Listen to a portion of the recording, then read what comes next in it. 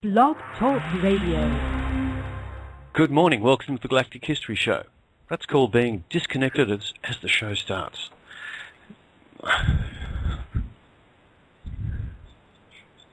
And I'm getting a fantastic echo of myself delayed by a few seconds, which means I need to turn down this, which is done. Okay, it's a new week, folks. Thank you for finding the show, everyone that's out there. It's been a whirlwind and wild weekend for me. Went to a gathering of the One People at a location in New South Wales, which was fantastic and great fun, but has resulted in me doing the usual rush back home and pick up the threads. So welcome, everybody. Good morning to you. Good afternoon, good evening. Hello to people on the podcast. Hello to everyone in the chat room. I can see you all can hear me now. That's really good. Really good. Okay, it's the Galactic History Show, first for the week. Andrew himself is going to be around about 20 minutes plus late. He's actually hosting a number of people at the castle and is currently being driven back there late. He's got to pick them up, and they're going to shift to a slightly different location and call in from there. So he's probably about 20 minutes away. So we've got a little bit of filler time, which is actually useful because I've got a few announcements to make, and we've got a couple of callers here whose calls we can take. So there we go. Deep breath. Now, as far as announcements are concerned, wanted to point everybody at www.SovereignMedia.net. It's the main website where Andrew's webinar activity is being dealt with at the moment. And one of the specific reasons to do that is there's a number of webinars that are actually listed there that have taken place in the last few weeks. If you haven't listened to them, it would be a pretty amazing experience to listen to them. Two specifically he has done with Julian Wells, and they are both long and quite intense conversations with the Pleiadian Collective. The Pleiadian Collective is the ET group that Julian's been in contact with for some months now, and if you've listened to the updates with Julian Wells that I've been doing over the past 5 to 6 months, many times the conversations that have occurred have been in conjunction with that group, and they are extremely interesting, informative, and quite special. Specifically, on the webinars, the web page that's there is a temporary web page that Andrew and his team are actually using to coordinate activities at this point in time whilst they build an entire website. If you want to find these conversations and log on to the page, if you scroll down slightly, you'll find the very first one, which was the most recent one. If you scroll down the page about another few screens, you'll find the second one. So the second, when I say the second one, that was actually, from a temporal point of view, that was the first one. It was, no, actually it is the second one, just looking at it now. That's correct, okay. First one was on August 8, the second one was on August 16. Now, I had a number of questions about the second one for Andrew. The second one was actually a rather stunning follow-up from the first one. As you'll find out, there was actually a couple of significant events that took place during the first show that were followed up with more events during the second show. This is things happening live, real time, as the show progressed. And someone will be probably making a movie about that at some point in the future. I'll leave that one hanging so that you can find out what that's all about yourselves. Very much recommend doing that. Note that these actually are paid downloads. They're $8 per download. Now that's been done specifically to cover the costs of the webinars. And the webinar rooms can fit many more people than Skype can.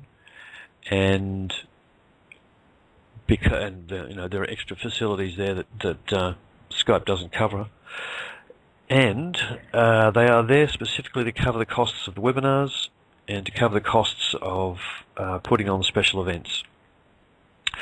So, but worth it. They're about 2 to 2.5 hours long, and you won't hear anything else like it elsewhere, folks. Excellent.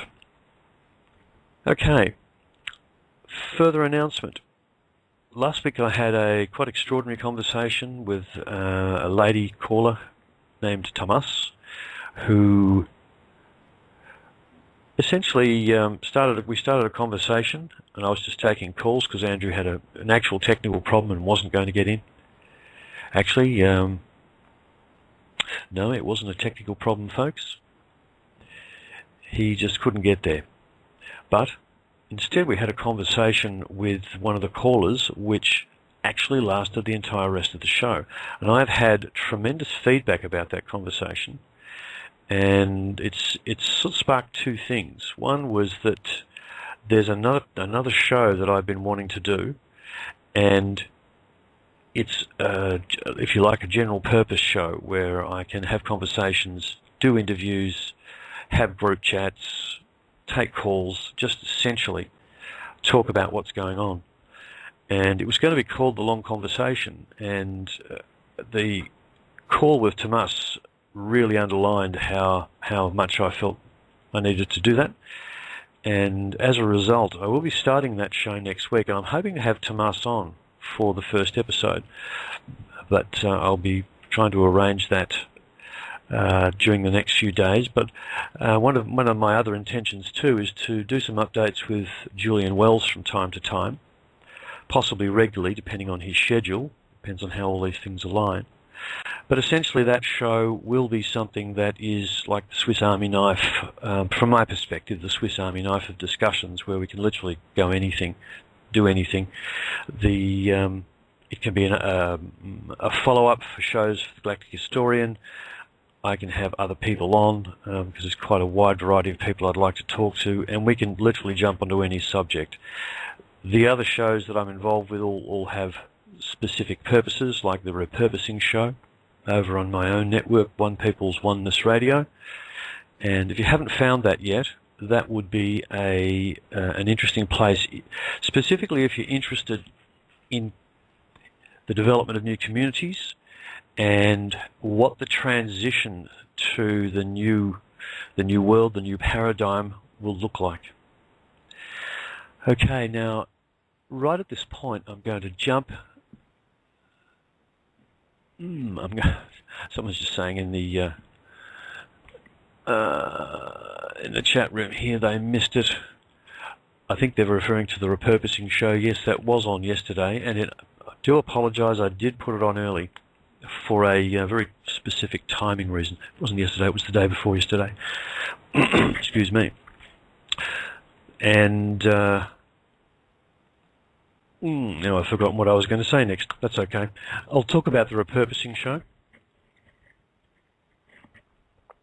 If you haven't found that yet, it's on the One People's Oneness Radio channel, called The Repurposing Show. It's a show that came out of shows I was doing on Lisa Harrison's network, being the One People Show and the Collective Imagination. And it was a show that I first discussed with those guys as a show to discuss how this transition might take place and what the result might be. And it's been very, very interesting and continues to be. Essentially, we're discussing some of the concepts that come out of the work of One People's public trusts, specifically methods of self-administration.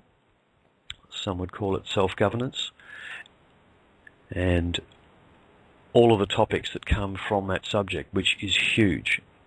In fact, we may end up doing 2 sessions per week, one specifically concentrating on the development of new communities, the other concentrating on the transition. We'll just have to see how wide that net is cast when we start to really get into the content. Not that we haven't really got into the content, but we've been tracking a path, looking at what the characteristics of a new self-administration system would look like, identifying base principles and moving into a situation where we understand the destination that we're going to, so that we can actually logically work our way from the current position we're in to that destination. How would we get there? What it would look like? Okay, I've talked enough now. What I think I'll do is jump on and ask the caller that's got their hand up what their question was, to make sure we get it in today's show. And if anyone else has any questions, or if they have any issues that they want to discuss at this point in time, feel free to jump in. The guest call-in is on the web page. It's 646-716-8890. And let's just open up the phone lines, if you like, as they used to say in the old systems, to anyone that wants to discuss anything. It doesn't have to be related to the Galactic Historian show at this point in time. And we'll just see what we come to. So I'll jump onto the first call. Hi, Chris. And that's area code 612. Hello. Could we have your name, please? How are you? I'm really well, Elizabeth. How are you? You are just working hard. You're never slowing down. You're just going like a whirlwind there. I am going like a whirlwind. It's remember, be sure to take time for yourself, Keep that balance. Yes, Elizabeth, I have managed to do that over the years, and it's I mostly do that through exercise, through training, rather than necessarily just chilling. Although I must admit, I am fond of garden building. That's the awesome. other outlet that I have. Yeah. Excellent. Well, and I was just wondering if you actually caught that show last week with Tomas. yes, I did. It was awesome. I loved the very end where she talked about where she used to work at a media station.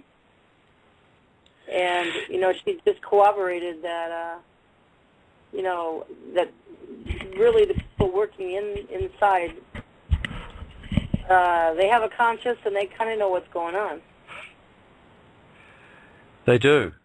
I've encountered others who've worked in the media, and I think it's reflective of what's happening across the entire civilization. That the system itself, the people in the system itself too. The system itself could be run honestly. It could actually work if it wasn't built to be corrupted, and if it wasn't so heavily corrupted. If you look at it from a superficial point of view, it should work. And the people inside the system are just like you and me. They're just living their lives almost entirely. I mean, I have to say that the really, shall we say, the people who are creating the manipulations and perpetuating the deception, they only amount to a few percent, if that. It's simply that they're the ones that actually dictate the policies of the organization. That's the conclusion that we've come to.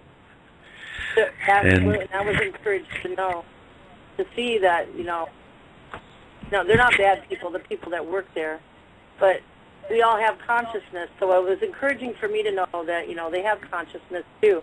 So at some point, there's going to be a breaking point where we're all waking up, and I'm sure they're waking up too, just like we are, and their consciousnesses will catch up with them and say, I can't do this. They'll just walk off. Yeah, there was actually the media. Yeah. So, now, just finish your thought, Elizabeth. Well, to me, the media has always been strong on my heart. Like, once we see the media falling, so to speak, people waking up and they're walking off their jobs is a big, big tipping point for us. And I don't know, listening to Andrew, when seeing that we need to stand up, as we see people standing on the streets at the volume of the 60s and 70s, then we'll know the Dreamtime event is close. So to me, maybe that'll happen concurrently with the media, and we're standing up on the streets, so that'll help those guys walk off their job more easily, and we can then have that Dreamtime event. Look, the speculation about the sequence of events that would take place when the collective really starts to shift is absolutely fascinating, and especially the concept of it being a Dreamtime event that Andrew's brought to the table has only really added to the quite significant range of events that could take place. And this is a conversation that I actually have, well, it feels like daily, but it's really several times a week, in some detail with different people around me, because everyone has their views on what is going to happen. How's it going to happen? What will start it? And how long will it really take for that to ripple through the collective and wake everybody up, and what will that look like? And I think the Dreamtime events become my favourite, and one of the reasons is that it's absolutely undeniable. They can't spin it in the press, because if everyone has the same dream and the press try to deny it, it's going to be completely obvious that they're being manipulated.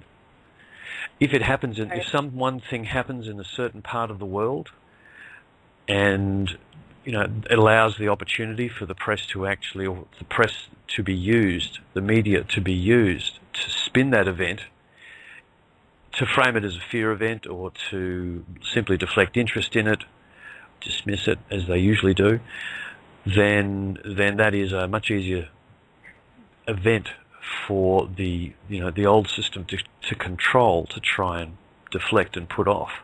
But if everyone's had the same event, and if it's come from within them, hasn't come from the outside, it's come from completely within them, how can it be denied without looking like complete sellouts? Right. Because I can just imagine the news anchors, the people saying the words on TV, they'll have had the dream too. But yeah. So we have to be standing up. So they may not even be working by then. They may have already walked off the job. No. Highly likely. But my other idea, too, just recently, it's on my blog, Diamonds with an S, Forever 31, .blogspot. Check it out, Chris. My other idea was, okay, check this out, triggers. What if, like this is in the news now, what if the truth of how Princess Diana died comes out at the same time the truth of 9/11? Both of those stories, one covers, the UK and part of the world, and the other, the 9/11 thing impacted the whole world. What if all that truth came out at once? Boy, I tell you, they'll wake up a lot of people, and a lot of people would get righteously angry and put up their hand and say, no more of this crap, and stand up. You know what I mean? That's how I imagine it. Absolutely.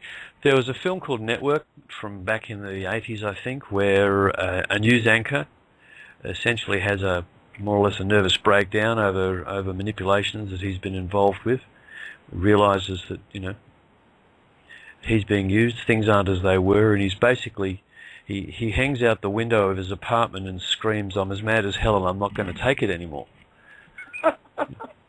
Really? That's the sort of response I can see that will in part get the complete range. Obviously there'll be the complete range of responses from initial denial, right through to that one, and that's in fact where the soul contract revocations that Andrew's written will be fantastic, because if people would prefer to say something deeply meaningful and very specific to the system, it's better than hanging out a window and saying, "I'm as mad as hell and I'm not going to take it anymore." Well, they can read that. Yeah, they can read that with those declarations with their passion, and they can read them right now. Do you know? I've read them, and other people have read them. Do you know every time we read those, a part of the little house of cards falls? You have a great big part in that when we read those. I mean, that's humbling if you think about it. And the other thing that's humbling is, and we're blessed to have somebody like the Galactic Historian, Andrew, even though we don't put him on a pedestal, but man, we're blessed. Because if we didn't have the information he's given us, we wouldn't, like me and you, Chris, be able to sit back and talk and kind of, guess how it could happen in detail. So for me, yeah. Yeah, it's the detail that I'm grateful for. You can think in terms of big pictures. Here's another couple of possible scenarios. The revaluation of the currencies which is an attempt by the banking system to essentially rebirth the financial system by injecting a whole lot of theoretical value into it. And I say theoretical because the reason why I think it hasn't happened to this point is that they just can't get the funding. It's just not there for them, and they're trying all sorts of things to actually push the system into accepting this proposal, which is essentially, they call it a re-phoenixing. It's where they manipulate events, move a whole lot of supposed value around the system, and then make a big announcement. Oh, look, guys, the system was going to collapse, but we relaunched it, and here's the new shiny, polished up version of slavery that we're going to inflict on you next. Well, Chris, if you think about this, if it did happen even today, we wouldn't stand up, and we wouldn't unplug from the system, and we wouldn't declare our sovereignty, in my point of view, because if it happened now, we would all be blessed and prosperous. And then we would we easily could walk away from it all and not reclaim our sovereignty. So that's cutting it short. If we have this financial system go now, even though I want it, it would cut it short. Yes, it would. And the fact that they haven't done it yet indicates to me they'll never be able to do it. So I just don't think they'll get that opportunity. So then we must go from a money, paper, fiat system to a moneyless society. But see, this goes into my questions I want to ask Andrew, because once we have the Dreamtime event, there's going to be thousands of, what did he call them, unity conscious groups, depending on their thoughts or their beliefs or whatever.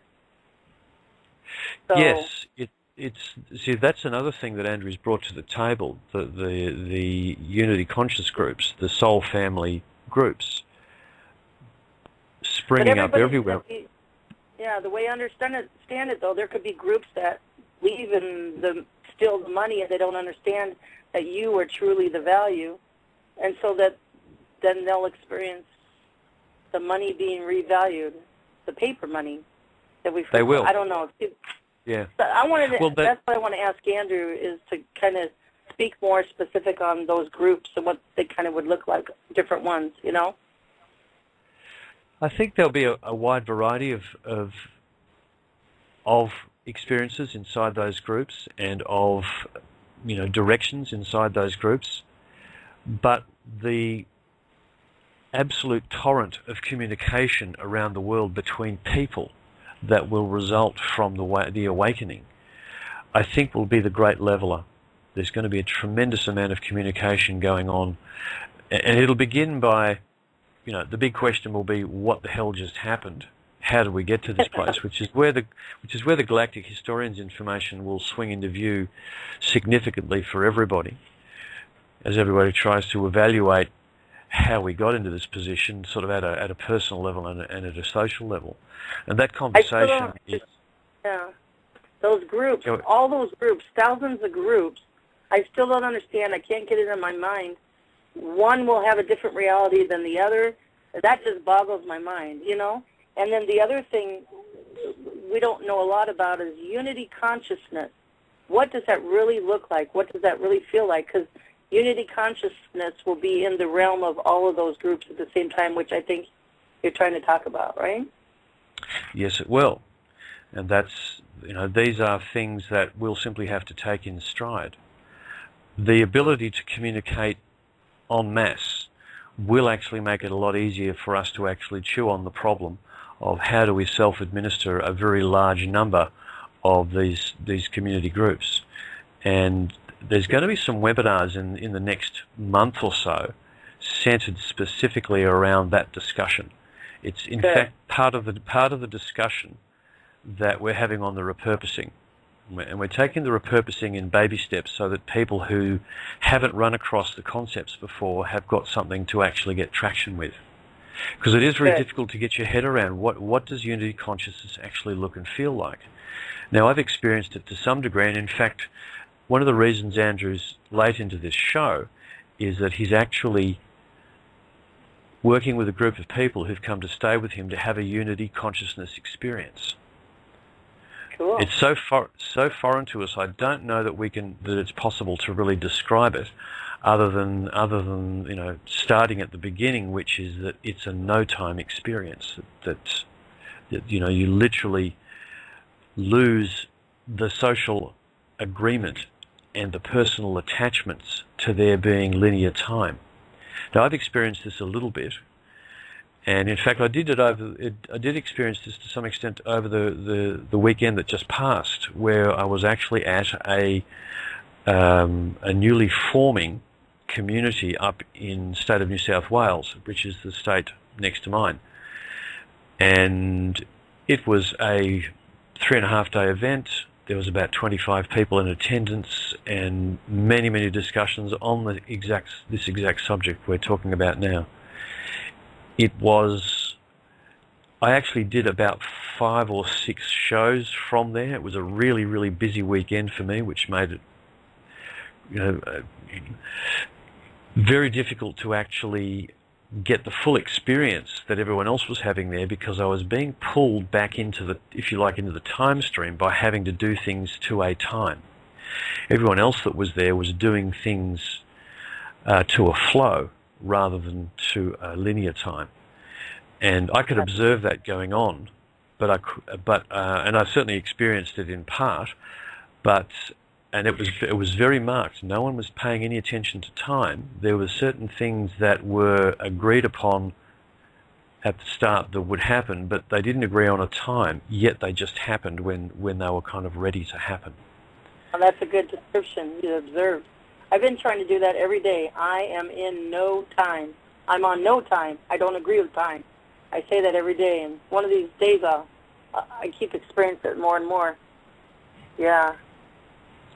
Yeah, the interesting thing was that I could be pulled in and out of it, so that definitely is an aspect of it. So what that's saying to me is that yes, you could move, from that old mode to the new, and probably if you move from, what does Andrew call them, local reality bubbles, you could move from one bubble to another quite fluidly, and you'd find yourself being in a different flow of events, but you wouldn't experience it as linear time. And weird as that sounds, it's really true, huh? It really is possible and true, and because I just experienced it in part. But wow. the actual weekend itself was very successful. There was 25 people, and most of them had never met one another before.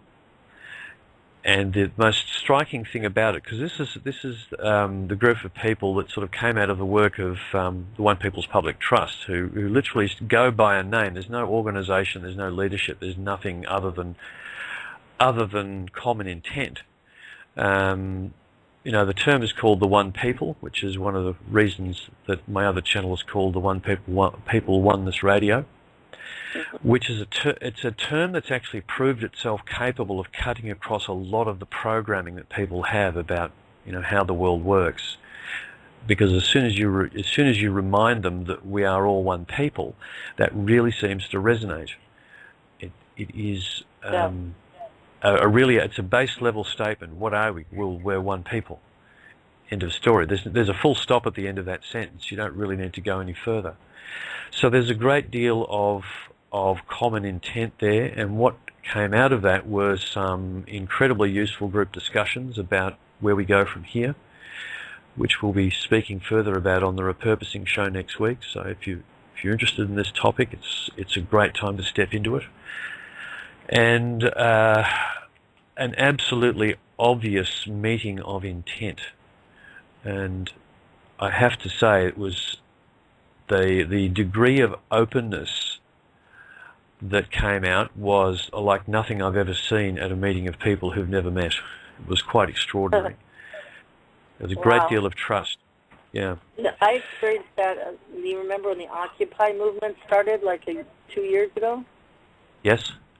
I experienced that when I just was drawn to go downtown Minneapolis. I have never done anything like that, and anyway, it was a lot of young people, like 20s, late 20s, 30s, and although conglomeration of people. I'll tell you, everybody talked to everybody in love, and we met up with, to how to vote and everything. Same thing that you are describing, I experienced. It was awesome. And we never met before, you know what I mean? That's it. That's it. And it was even... Go ahead. So the latency of Skype tends to make it difficult to have these quick exchanges. So I'll slow it down a bit. Now I've lost my train of thought. It'll pick up in a second. Okay, I was going to go in a slightly different direction. Well, that's right. No, the Occupy movement and trusting one another. Yeah, the experience was interesting for me because everyone that was there had been following the shows, so they actually felt like they knew me, and to a degree they did. But it really didn't take long for me to actually get to know all of them. And I think that's one other thing that came strongly out of it. And there was a very wide range of ages and interests, backgrounds. No two people even slightly similar. It was all over the place. I think that may be what it may look like when we're gathered together to stand up and take our last stand to declare our free will sovereignty. That may very well be our experience in peace and no violence, I prefer to think of it as the first stand, actually. Oh, yeah. Yes, we'll say that. Yeah, but you're right. Yeah. When I went down there, there was a couple mornings I was going to I made this love revolution sign, but there was a couple mornings within a 3-week period, I woke up. Right when I woke up that morning, I heard a voice say, was strong in the Christian realm, Catholic realm. I heard a voice say, "This is your sign." What was it? Death is swallowed up in victory was one of the signs I brought down to the Occupy movement and picketed with. Death is swallowed up in victory. And then the other one was mystery. Well, the person actually said Mystery Babylon has fallen, but they won't understand that. So, right, Mystery Babylon is falling. As goofy as I am, I was obedient. I brought those signs down and I picketed with those signs. There's vibrations on those words. I've come to find out, I guess. And that's actually what we're in. Yeah. Yeah, deeply. If you feel something strongly, if something comes to you strongly like that, it's one of the great lessons I've had the last year is to pay attention to it, to see where it goes, to work out why it swang into view. And it's actually part of the no-time experience. It's sort of trusting the next thing that comes into view. And if you start following the sequence of events, that's what pulls you out of the social agreement of time, following the events rather than following the timing surrounding your whole life. Yeah, and one more little story. The younger people, man, they got gumption, I tell you. They had a noise picketing, and they were probably around 20 to 30, and we all gathered right when it got dark, and the police station was right downtown Minneapolis. Well, they did a noise picket thing to picket, the hunger. You hardly even get any kind of food in jail. It's crappy. Chris Hales speaking? Pardon? Yes, sir. Can you hold just a moment? Sure. Hold there. Yep. Okay. Sorry, I've just got a very unexpected phone call here, and I'm quite sure the gentleman concerned doesn't know that I'm on the radio at the moment. A good friend of mine, and I'm going to actually if he's called me at this moment in time, there's something happening. So this is live radio, folks. Just hold there a moment, Elizabeth. In fact, what I'd like you to do is continue what it was you were discussing. Oh, well, I was just telling you about the noise picket I did with the young kids. When it was dusk, they did it for the jail because they were picketing. This is during the Occupy movement. The food that, they were doing a hunger strike because the people in jail, they don't get good food. It's really crappy. So we did a noise when they handed out whistles. We stood in front of the police station. We blew our whistles. They had a voice, those things where your voice comes out loud. And I had this big plastic horn I got at the dollar store. I blew that. It was loud. And you know, they didn't do nothing. They knew we were going to picket, but we made our show. And then we marched downtown, the downtown streets of Minneapolis, all with these whistles and noise. And the police even actually helped us along.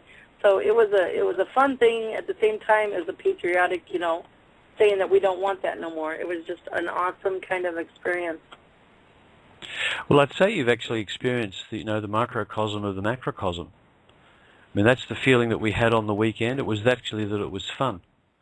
Yeah. But also incredibly serious and pivotal, Got yet fun. And, you know, that just raises the whole level of the event when everyone's actually in that frame.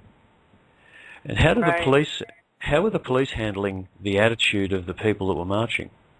Were they confused by it? Were they aggressive about it? Well, the times I was down there, they actually blocked the streets off for us. There was one time we all sat down. They sat down in a big circle in the middle of a four-way street downtown Minneapolis in the big, tall high-rise. Everybody sat down, and they just kind of just stood there and just to keep the peace. They were okay with it. And they actually blocked the streets off.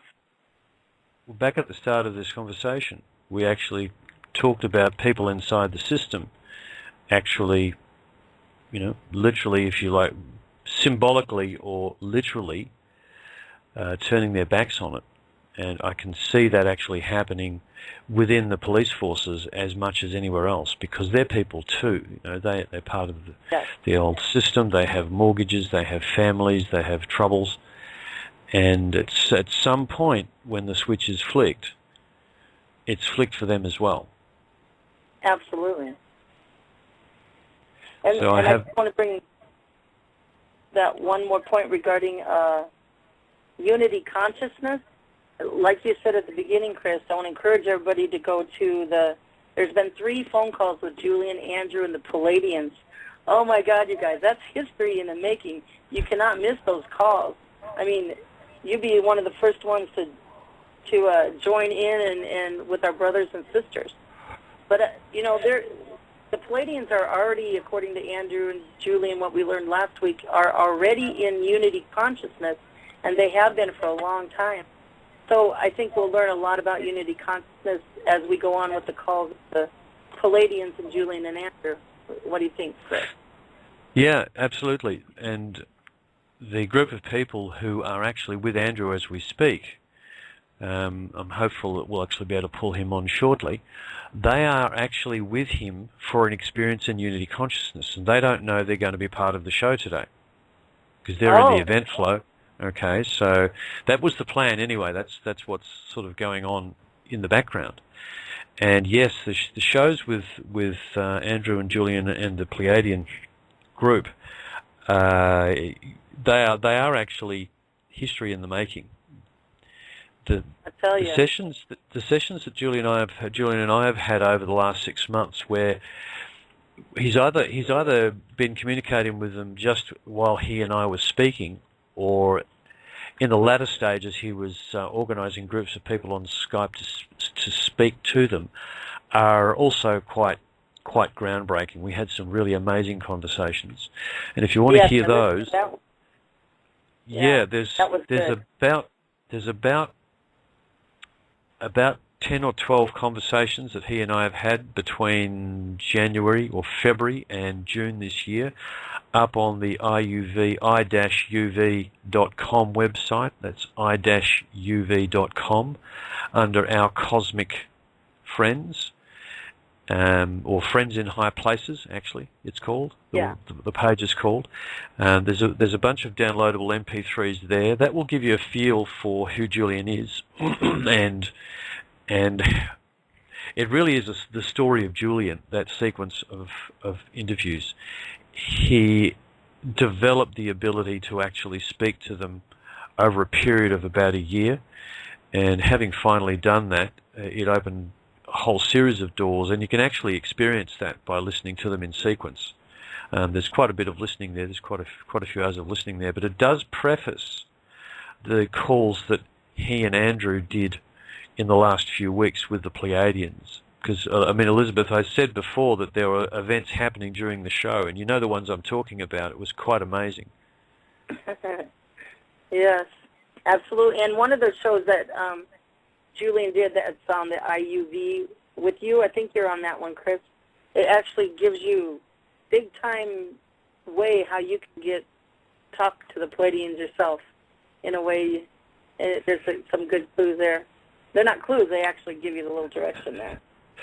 Yeah, the Pleiadians actually set up some mechanisms whereby people who listen to that tape can actually use the facility they've provided. Okay, one of the interesting things about time is that if you listen to one of these shows, or to the discussions with Julian, or really to any discussions where there's human consciousness involved, it's as if you are actually in the original conversation. Your consciousness is participating at that point in time-space. Because that's called no time, right? That's no time, exactly. So if you participate in a meditation that happened a year ago, you're actually lending your energy back to that point in time. If you want to view it from a linear point of view, it doesn't actually matter. So if you listen to that tape where the Pleiadians are describing a communications methodology they called Allison, which is essentially simply presenting us with the idea that there's an object which they've, if you like, nominated, will act as literally like a call portal, then you're part of that experiment. You're actually participating with it, even though you listen to it months later. So if you find that particular one, it's one of the Oneness Place sessions. If you look for Oneness Place there. It's the first or second one. I think it's the second one down on the list. Yeah. Yeah, you've obviously been looking at it recently, which is great. And the other the one whole I want to think that. Go ahead. You go ahead, Elizabeth. Oh, the other thing I remembered, too, to encourage everybody to listen is I remember you did an update with Julian, and when Julian said that he talked to, I think it was the Pleiadians or somebody else, that there's going to be he called it 101 Internet or something like that, where the Internet actually intertwines with you, and the Internet knows you and knows your likes and dislikes. Remember that one? Yes. Yeah, that was a piece of, well, I guess it's a technology which apparently is already under construction or has been constructed, which will be a replacement for the Internet. And at some level it's bound up in consciousness and does work at a whole different level. One of the early things that Julian was doing was starting to give people some basic instructions on developing telepathic skills. And I'm not sure if those discussions are actually up on that site. It was a couple of sessions called Telepathy 101, which were very, very interesting and useful. And if they're not up on there, I might see if we can have them put up there, because it gives a realistic overview of what's actually going on with telepathy. Because what I didn't realize, for instance, is that if I have telepathic contact with you, Elizabeth, it's actually routed, if we want to use the network comparison, routed between our higher minds, and that our higher minds actually communicate with one another and then pass the message down. That's the actual methodology that's going on there. So part of telepathy is really in developing more awareness of speaking, literally speaking to yourself. The higher mind kind of acts like, almost like an answering service in this capacity, and you can actually do things to encourage that particular process. Really interesting stuff. What you're talking about, I just kind of came to a revelation just recently, but I worded it in a different way. We have a spirit man, a higher mind, or I call it our spirit man. And here's our physical body here on earth, and we have a spirit man. Our spirit man knows everything. It knows everything, like Andrew, I'll just say. So it knows everything, but it's not going to answer. It's not going to give you any answers unless you ask the question. And Heather talked about this. So ask the question to yourself out loud, or just into the atmosphere out loud, any kind of question, and see that you get the answer. because your spirit man then can answer when it hears the question. Yeah, in fact, your higher mind is here to support you on this journey. You know, we're actually conscious on a journey of consciousness, and we've entered into an arrangement on a planet where separation is the key theme. But the higher mind is still there and still serving the rule being, as you just very rightly pointed out, you have to ask.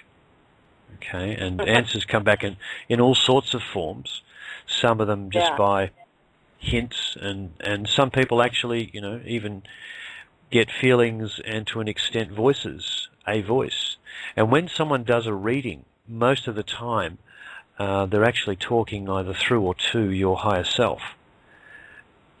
And Julian's earlier when Julian was developing the ability to do the Akashic readings, you know, he was finding he was starting to talk to people's higher minds, and getting information from that part of you is part of it as well. It's part of the if you like, the Akashic read.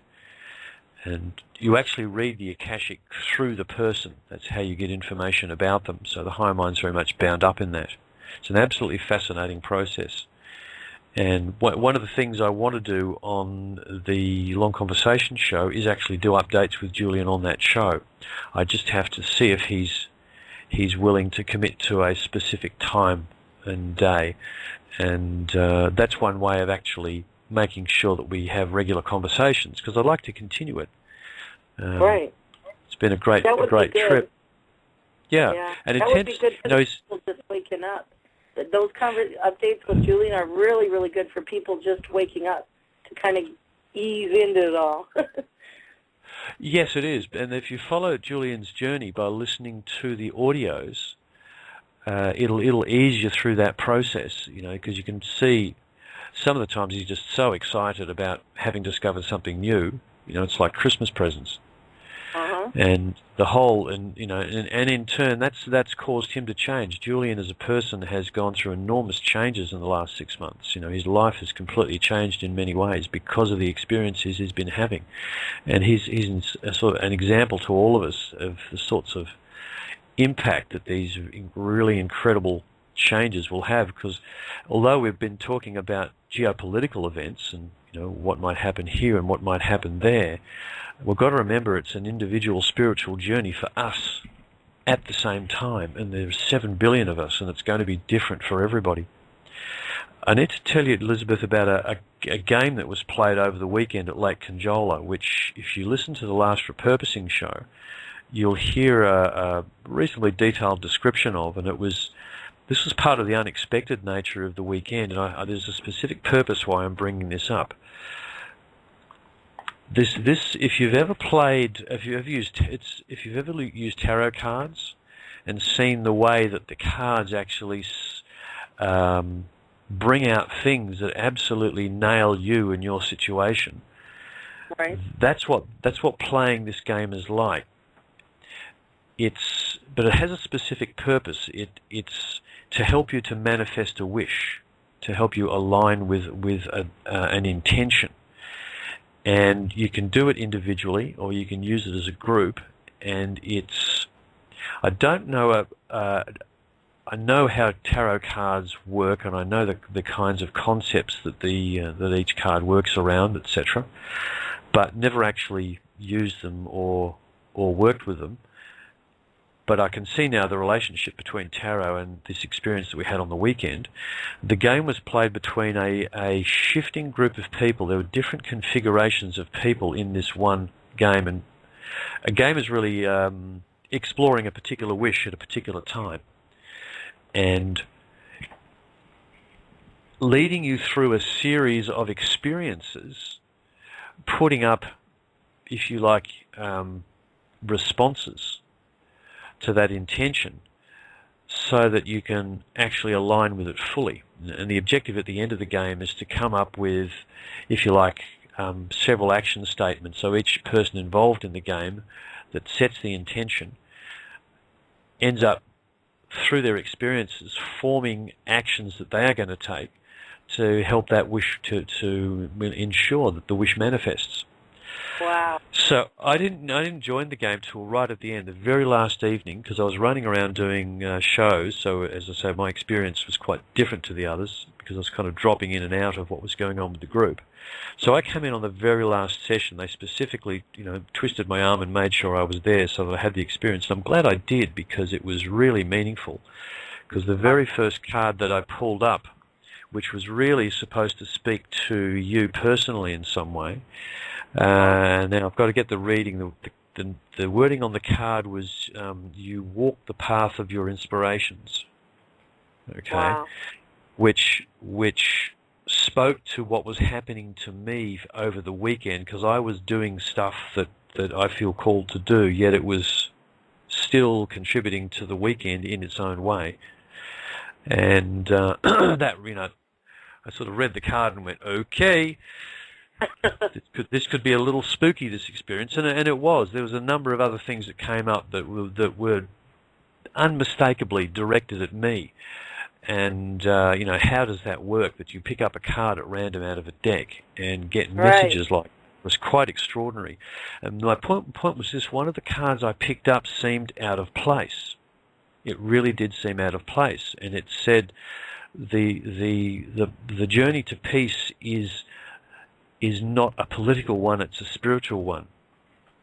Okay, and we speculated when we were discussing what it meant at the time, and everyone could see what it was talking about, but no one was particularly sure why. But I got, as you say, the answer for that yesterday when I was actually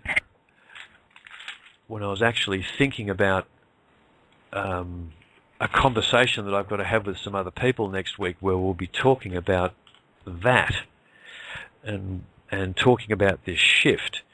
And it's probably an interesting point to bring up right at this moment in time, because we spent some time talking about the events that will lead into the shift, and we're really talking about geopolitical events in the main, and the possibility of a Dreamtime event, etc., etc.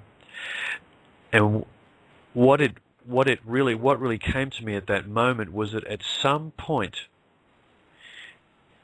in the process where information is being revealed and everybody is waking up and looking around at one another, working out what to do, what will have begun as a geopolitical event, most likely, will become a spiritual event. We'll have to suddenly realize we are consciousness on a journey, we are the value. We've simply been playing a game. And right at that moment, it becomes a spiritual journey and not just a superficial journey of, there's these events going on in the world. Absolutely. Yeah. I agree with you, Chris, because I've actually been on that journey already. Because it started with the Iraqi dinar. That was the beginning of my journey. I didn't know it was going to get me into all this. And, I went from the money thing to the spiritual journey. That's exactly Can you remember the moment when you realized it was a spiritual journey? Okay. Well, I come from the Christian realm, and I say I walk in the Spirit. However, our language is goofed up, but I don't know. God was showing me economics and how this world was really screwed up through LaRouchePack.com. And I would go on that website, and he would tell me, I learned the real history of the United States out of that. And then I learned about all the bad guys. And then I got the Iraqi dinar, and then I got on these, the Midnight Think Tank, and we talked about that and when it was going to revalue and all that. And then one night I just had like an emotional epiphany thing. I sat back and I asked the questions. I was talking to God or my higher self, whatever. And I said, okay, you showed me all the bad guys and all the bad stuff that's going on in this world. What about good guys? Is there any good guys around? And that's when I stumbled on, Ben Fulford and all that. And then, so through those conversations that we had on the Midnight Think Tank, when I found out about the good guys and the bad guys, and when all the pieces came together and I understood why I even got the Iraqi dinar in the first place, that's when it became spiritual. I thought, this is not about money at all. It's about our change, our DNA change, our spiritual change. And that was probably like a year after I bought the Iraqi dinar. Yeah. Yeah, look, the path that I've meandered has been through the same blocks of information in a different order with different emphasis, but, at some point, and I think it was when I read the piece called The Hidden Hand. Have you ever run across that? It's essentially for those who haven't heard of it, it's a document published some time ago, and it's an interesting document. It's supposedly published by someone from within the Illuminati, from within our partners in contrast. And in and of itself, it's the high-level picture. It's that we're here on a journey of consciousness, on a spiritual journey, on a learning journey, and that even the dark is just playing a role. Yeah. Okay, that this is actually this reality is actually a construct to enable us to advance rapidly by dealing with very, very, difficult situations lifetime after lifetime, so that the growth, the depth of experience is huge in a relatively short period of time from a galactic point of view. And so I think it's a process. Yeah. It absolutely is a process, and that really was one of the things that struck me, and that was probably 18 months ago that a contact of mine pointed me at that and said, "Hey, you need to look at this, because this is a better view, a more useful view of what's going on." If you just go down the us versus them geopolitical route, it's really actually quite a negative experience. But as soon as the spiritual side swings into view, the negativity and positivity, the perspective on it, swings back to the neutral. You can see, it's just us having experiences and playing a role. It brings you to the neutral. If I didn't get into that economic stuff, I wouldn't be where I was today. You know what I mean? It wouldn't have swung me back. That's right. It is a process. But here, folks, here's the thing. There's 7 billion people out there who've yet to take even the first step on that road consciously. They're on it unconsciously, because they are looking at the world around them and saying, why is it so messy? Why does nothing ever work? Why do governments always appear to fail us? Why does the financial system always appear to actually just use us? What's going on here? So there's plenty of questions being asked, but the level of detail and the context aren't enough to really trigger them to fully awaken as yet. That's why I say there's going to be big triggers coming, and I'm hoping soon, like in the next week or 2 or 3. And I just pray and I hope, because I don't want to wait 20 years. I'm ready to stand up now, and I'm ready to, gather the troops. Come on, you guys, let's do it in a fun, easy way. It'll be easy. All we have to say is we're done, and let's go stand out on the streets and say, hey, we're done, That's it. That's it. Yep, move. No, instead of them saying, move along here, nothing to see, we'll be saying to them, move along here, nothing to do. There you go. You guys are done. You guys are done. It's our turn to do the doing now. And look, I think instinctively people will know that the information that they get is the most important thing they ever heard. Yeah. Okay, and they have to. The key thing people have to recognise is, because going to a moneyless society brings on a fear response from people when they first hear about it, because they don't understand how it will work and how it's possible to transition. And it doesn't take that long to give them enough information to chew upon, to really understand that we could do this, and we used to do this. Okay. Right. And the clearest example to point at is simply how your family operates. You do something for someone in your family, you don't send them an invoice. Okay. You might do it with an expectation of, and be happy with this, with an expectation of that you'll get no return from it today, but you'll get a return from it maybe tomorrow or the next day, when they'll help you with something. or give you something or Right. do something for you. You know, it's pure and interesting. The term that I think is useful to think of, it's actually an exercise in mutual goodwill. Well, And here's an interesting thing. They use the term goodwill when costing out the value of a business. You know, what's the goodwill in the business, which is really what's your customer base like, for instance. You know, what value is that? And a lot of the time it's there, but the system kind of undervalues it. The goodwill's usually not worth that much in a business. It's more the fixtures and the fittings, the actual stuff that you could take off and sell and get an immediate return on. And in fact, which I think is misleading, because I think most businesses without goodwill wouldn't exist at all. They just would not exist. So it's really probably the most important thing in the equation.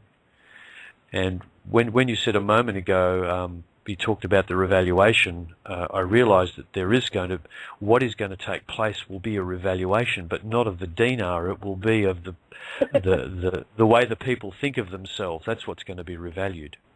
absolutely. It's called a reset. We're going to reset. That's a word they use too. Yeah. It is. So the whole scenario is going to be incredible to observe, and you know, one of the things I'm thankful for, having gone through this process, is that I'll be in a position to be more of an observer of what goes on than one would necessarily be, although we'll be deep into it in terms of supporting family and friends, because that's one of the reasons why we know about these things ahead of time, so that we can actually lift them up when they start to react negatively to things out of confusion. In fact, is going to be one of the key things that we'll be resolving, is the confusion of it all. Why is this happening? Why am I all of a sudden finding out that every government on the planet's a corporation? Okay, and they're all co-owned.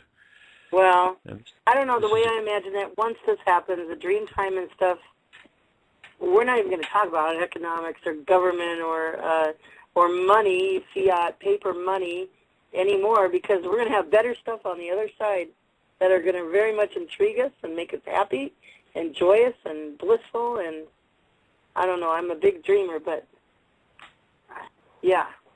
Yeah. Well, I'm betting that the switch between the geopolitical discussions and financial discussions, as you just described, through to much more interesting stuff happening on the dream time, I'm betting that will happen so fast that this whole process will literally look like the twinkling of the eye that keeps coming up. And I hope it does, you know. Chris, you're reading my mind. Me and my friend have been talking about that. It's going to happen in a twinkle of an eye. A twinkle of an eye, absolutely. Yep, I think so. Anyhow, look, we've managed to talk for a whole hour. I think we've been in no time. Oh, my goodness. And I'll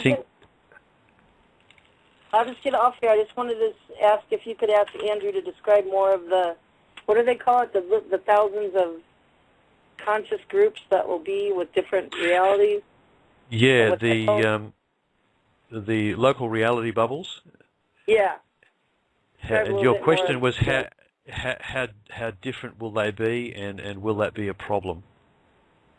Yeah, what would it look like? I understand some of us will go into those realities and help them, but I mean, what would their reality look like? I mean, are they going to have the RV evaluation with the money? I mean, it just boggles my mind. You know what I mean? Those thousands of groups. Yeah, look, I think for the most part, given that we've got a worldwide network of media, I think particularly in the West, I think the similarities will be fewer. They may be divided up on the basis of old system concepts, like religion. You may find groupings of people who've had a specific belief, who are striving to maintain that, just as others might strive to maintain the monetary system. You know, you might even have a local reality bubble formed around groups who really like American football, and they're striving to maintain that as an art form. Who knows? Who knows, right? And real quick, too, I don't want to let this go by. I want to give a shout-out to Nikki. Nikki, if you're listening, I love you, I love you, I love you. She's such a beautiful lady, and she's such an awesome healer, and I hope everybody knows that. And hopefully I'll get to meet her someday, too. Yeah, there's going to be some big parties all over the planet. Cool. People meeting up. That would be fabulous. Elizabeth, thank you so much for spending time with us. What I'm going to do now is, again, thank you for participating. It's been Thanks, Chris. Really great fun.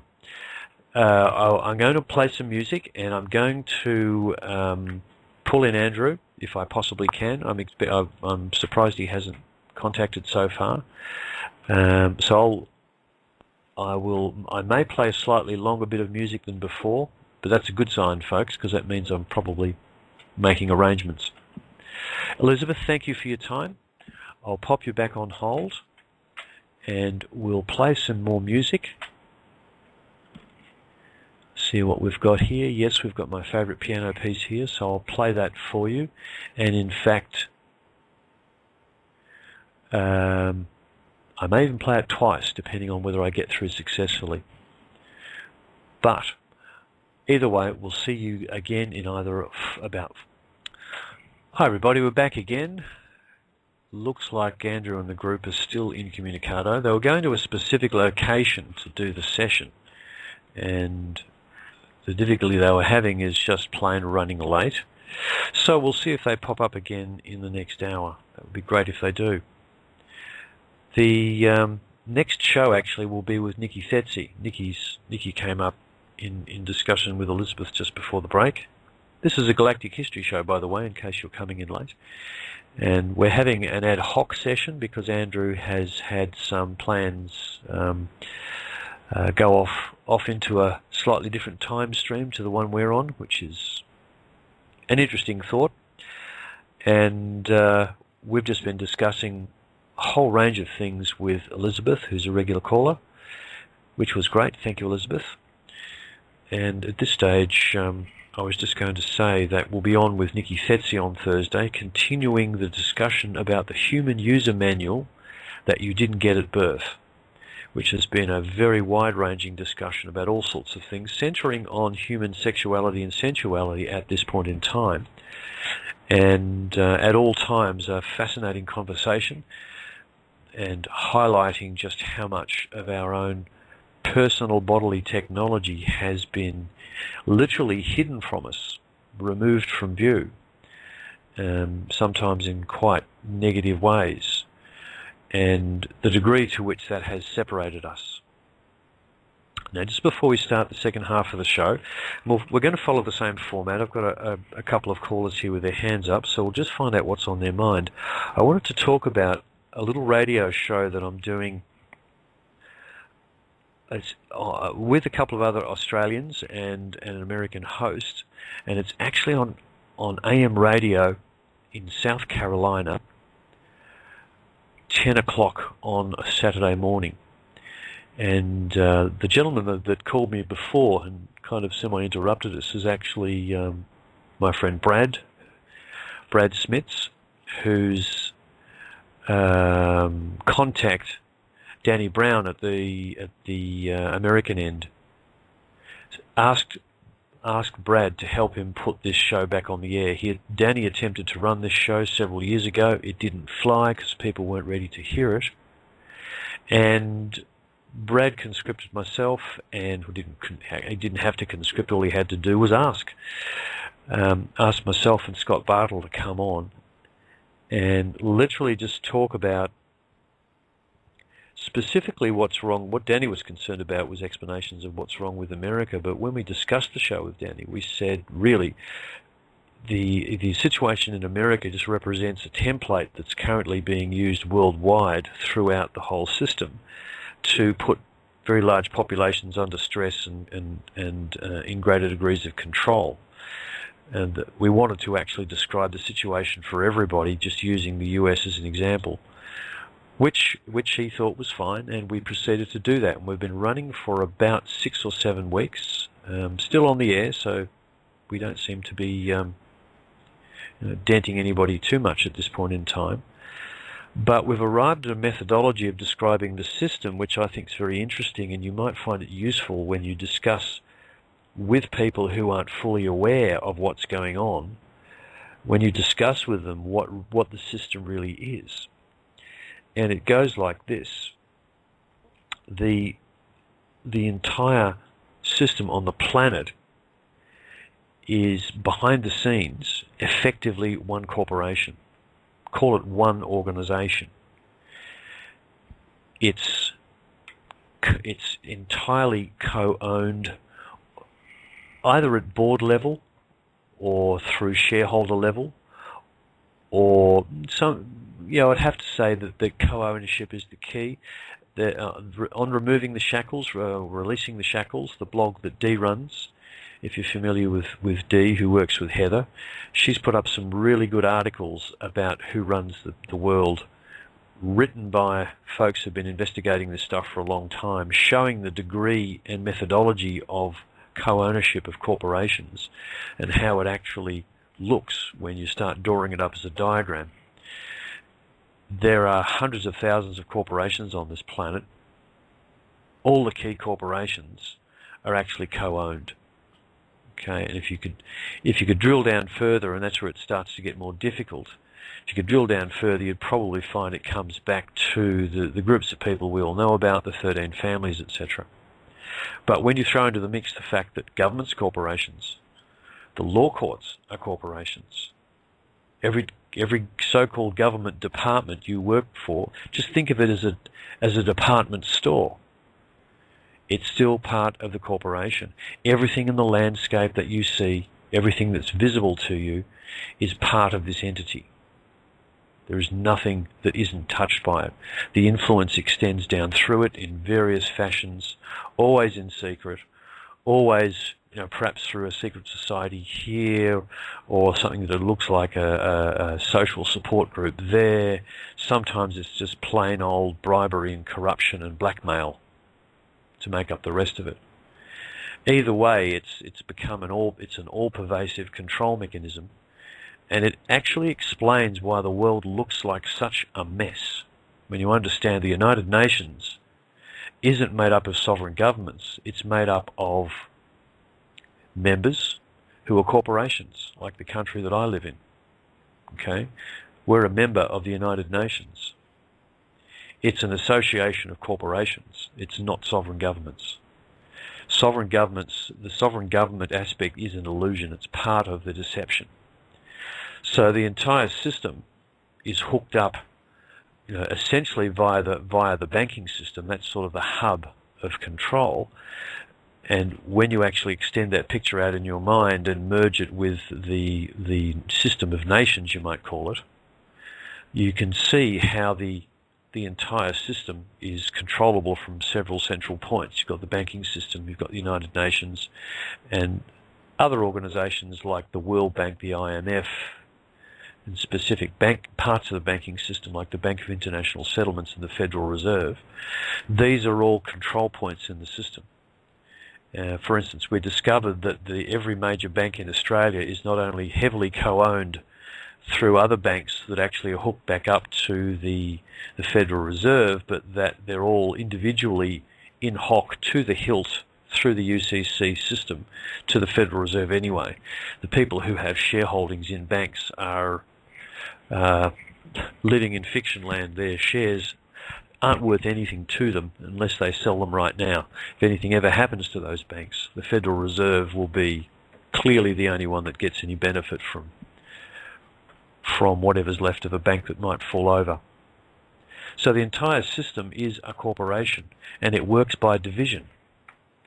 The Roman cult of divide and conquer is entirely the concept behind this, and here's how it works. The planet itself is divided into nations.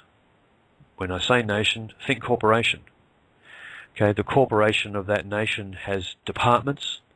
Think essential services, all the departments inside your government, and works with other corporations who deal with smaller parts of that nation, called state governments or regional governments.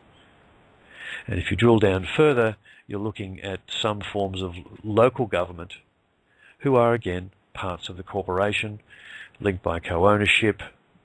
And at the surface level, they're linked by statute and social agreement. But drill down to where the cash flow is going, and you'll find corporations, and that the money is being fed back to places that really don't make sense. But when you realise that it's all part of the same thing, and it's all funneling our energy, think money, back to a central source for use to further dominate and control, that's how the system actually works. So that it's at a political and financial level, it's divided and using the methodology I just described. But now think about the rest of the divisions that are actually forced upon us. Divisions of religion, sexuality, race, sporting teams, political parties, you name it. We have been divided up and set against one another from one end of this planet to the other. The corporate system does it through competition. The political system does it through apparent differences in dogma, but when you understand the political parties are corporations, and again they're controlled by other companies that are co-owned, you'll find that the key things that the political parties are doing in each country don't change when the political parties change power. Agenda 21, which is coming down through the United Nations, is being drilled down into all Western countries in particular. And it's being drilled down through the political systems which are controlled. In this case, it's a trickle-down effect through the UN system. And it's trickling down to community level right now. Okay, that's the game that's being played, which is why conversations about reforming communities that are independent of the system to enable people to literally build up the size of communities in the areas they live in to resubsume the local governments is definitely a movement that's taking place right now. And I'm sure it's making the other guys very, very nervous. But what we're describing on that little radio show that I'm talking about is really a discussion that points out to people that they're living in a giant corporation, and the corporation works by division, and I'll throw in the final concept, which is deception. The entire system is built to work one way and look another. It's a trick. And if you can offer evidence to people when you're describing this to them in the form of, for instance, articles like the ones on Dee's website about what the world actually looks like. But also when you point this structure out to people, it highlights why we have wars. They're actually not wars between sovereign nations. The Iraqi war wasn't a war to save the rest of the world against a madman with weapons of mass destruction. It was a hostile corporate takeover for the purposes of continuing to keep the planet in a state of fear and division, which is what terrorism is all about. It was also a matter of pulling a country that wasn't in the Federal Reserve System into line and making them have a central bank. It was about stealing and controlling their resources. And it was all about knocking off some, not all about, but in part about acquiring some ancient technological artifacts that were being held in Iraq. That was part of the mix of what was going on over there. But one of the things about the way the system has actually worked is that if you're looking at a major event, expect it to have multiple purposes. Okay, there's never just one purpose going on, and there's always an underlying generation of cash flow because wars are very profitable. So anything that you look at, when you start to get into the scenario I'm describing, anything that you look at suddenly starts to come into focus. That's why it's happening. That's what's really going on here. We've got an election coming up in this country. The differences between the political parties here are so minor. They're not changing any of the major things that are going on, like supposedly, shifting the system so we can prevent the fake global warming that's being presented. None of them are actually stepping up and saying, hey, it's a fake scenario. They're stepping up and just giving different methodologies for doing the same thing. We already have a carbon tax in this country of sorts. And the people are unhappy about it, so they're going to actually repaint it a different colour and roll it out again. It's just a game. So the corporation operating by deception and division, and we're using that as the mechanism for discussing this particular problem. And I've spent time on this because it's really useful when you start to discuss with people, because it cuts across everything that can be thrown up against it. Why are there always wars? Well, wars are profitable. Look at who actually wins. Don't look at the war. Look at the contracts awarded after it's done, and look at how the control of resources in the country where it took place have shifted. Look for political shifts in that country that advantage the corporation. Then you'll understand what's really going on. Okay, the religious aspect of it is just an excuse. The weapons of mass destruction aspect of it, just an excuse. That was clearly outed in the Iraq conflict. So at this stage, I'll leave you with that particular line of thinking. It seems to be working very well on this radio show, and again, I think it does start to cut across a lot of programming, because when you start to look at it, it'll make sense. And the evidence for the existence of the corporations is everywhere. If you want to find, your country's entry in the SEC website in the United States, just go look for it. Just search their database for the corporation. You'll find they're all in there. There's hundreds of them, which makes things like there's an alliance supposedly have formed to create a new financial system with 120 countries in it. This is the thing that Neil Keenan and his group were putting out there. Well, 120 corporations whose co-owners have decided that it's good to play this little game of distraction is probably a better description of what's going on with that particular group. So leave you with that thought. So let's have a chat to one of the callers that's here. Okay, area code 804. Could we have your name and your question? Hi, Chris. My name is Janice, and I actually was hoping for a mini reading from Andrew. I'm on his queue on his website, which seems to be stuck in time. Nobody's fault, just very popular. Can you hear me? I can hear you, yes. Nice to hear from you, Janice. Yeah, Andrew's taking steps to start up small group sessions on a webinar footing rather than doing individuals, simply because he's been absolutely swamped with requests for reading. I get that. That makes a lot of sense. I did sign up for his webinar yesterday or the day before, and it didn't...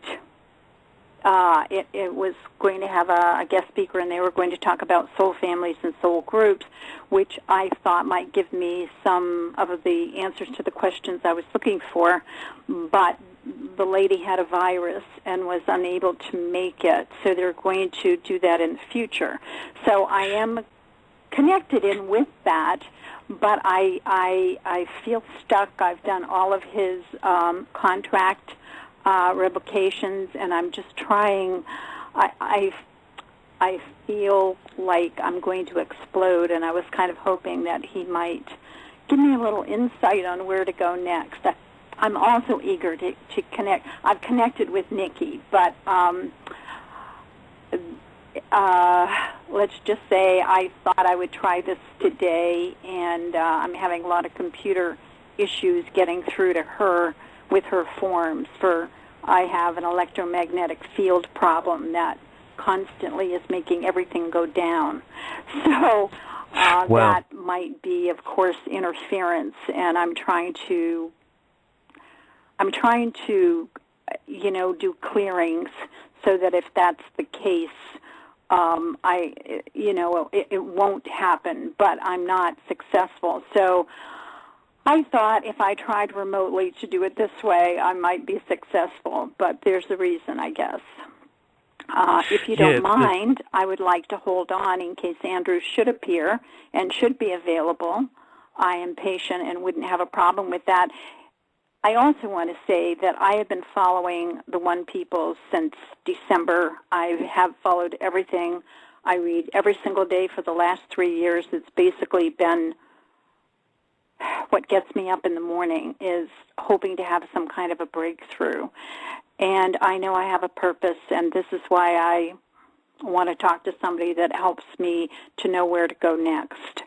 I want to thank you, Chris, and everybody that's been involved with OP, Julian, Nikki, of course, Andrew, everybody that's working so hard to bring us to a higher level of consciousness. I just am eager to find out what my role is in this. But thank you.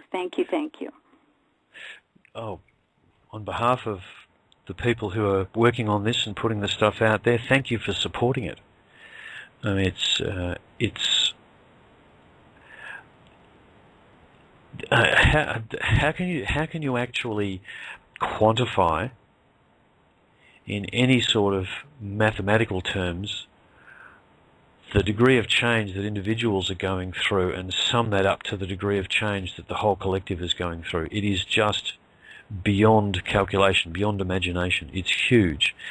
And look, I've talked to people quite regularly during the week who express exactly the same thing that you are. They are fit to burst energetically.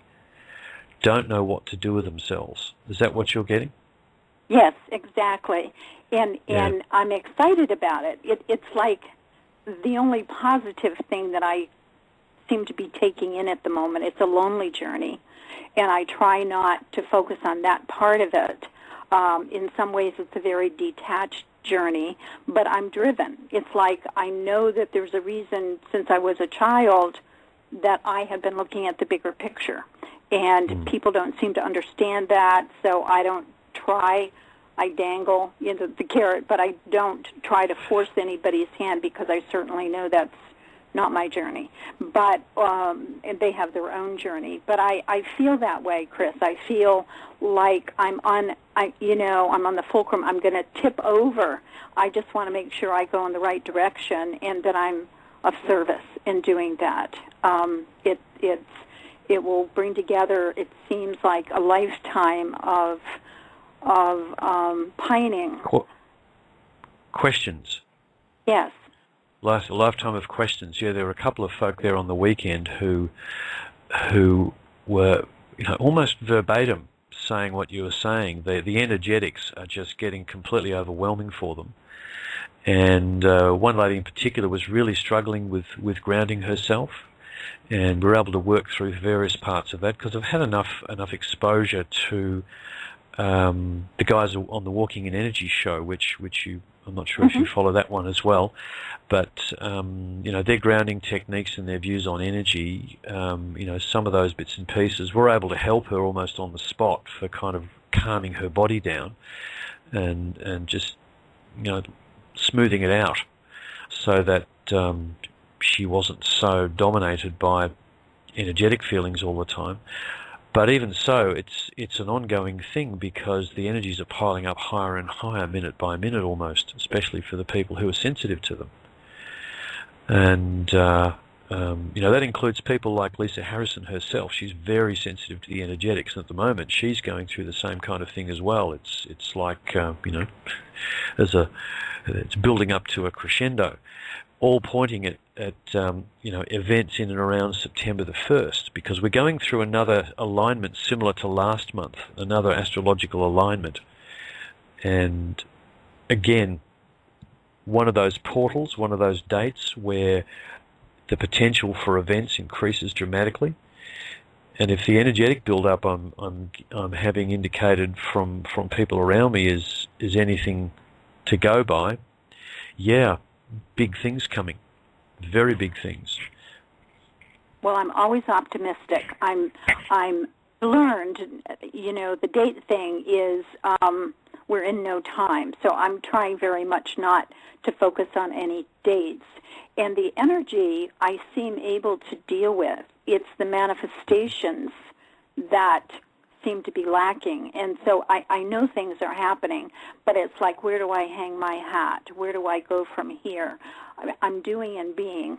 but I'm mostly being, having recently retired and able to spend all my day on being with nature, feeding the stray cats and the birds, and being very much hoping that I make the earth a better place, but it feels so insignificant. I feel like I am supposed to be more focused, and it's, as I say, it's a very lonely beingness, because I can't really discuss this anymore with my friends. They've about had, they sit and don't say anything, and they're very nice, and they invite me out to lunch, but I can tell that they hope that I won't start talking about this. And I'm sure that there are hundreds and hundreds, if not thousands, of people that are all in the same boat, where their families say, you can come if you don't say anything about that stuff. So it is lonely, and I would like to focus instead on my isolation, which seems to be in my face every single morning when I get up, and more on how I can make a change. Yeah, look, I'm just seeing a couple of comments in the chat.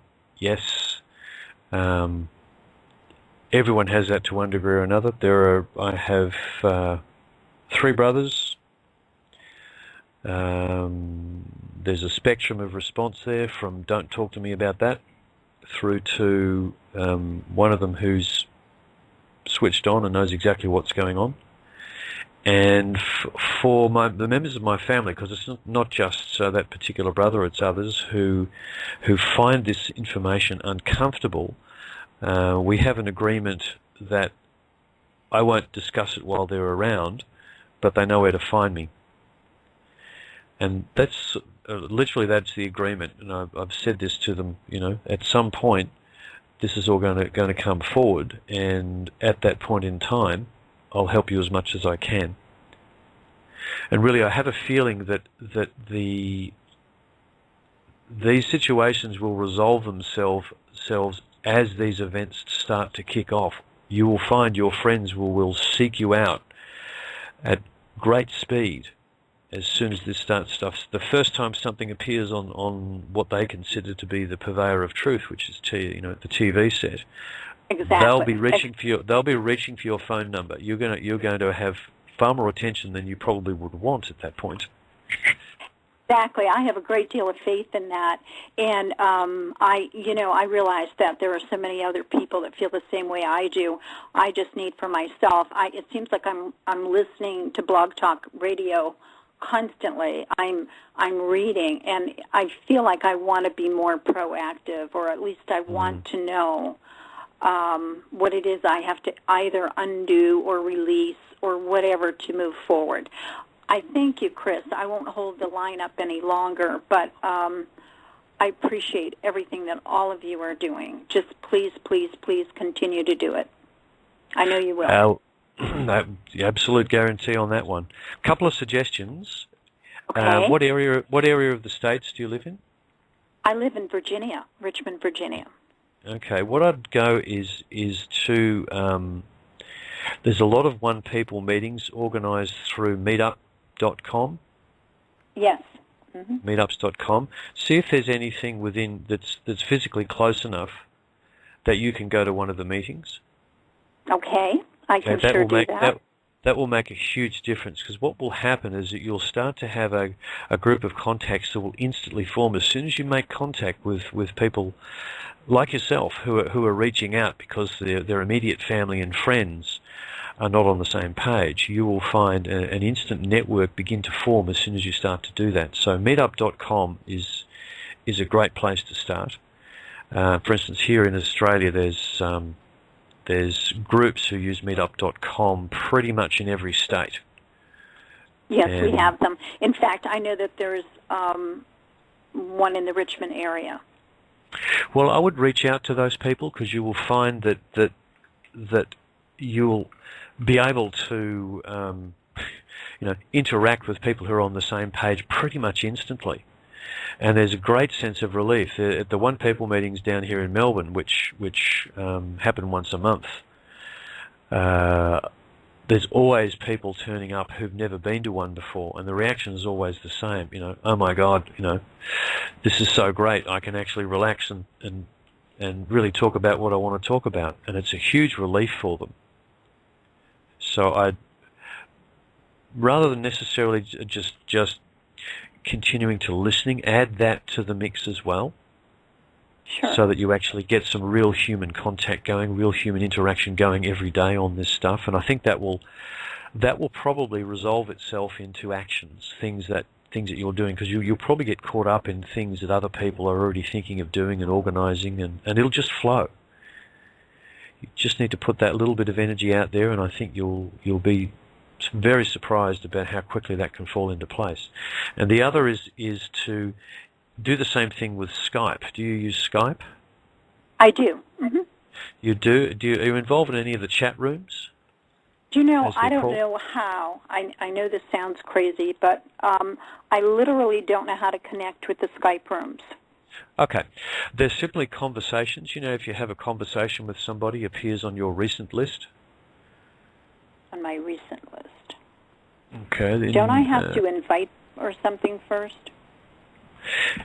Yes, but you actually have to have been involved in a conversation for it to appear on the recent list. But tell you what I'll do. If you send me an email at top.oneness... Oh, gee, I better get this email address correct. Just hang on a sec there. top.oneness.radio@gmail.com. It's top.oneness.radio@gmail.com.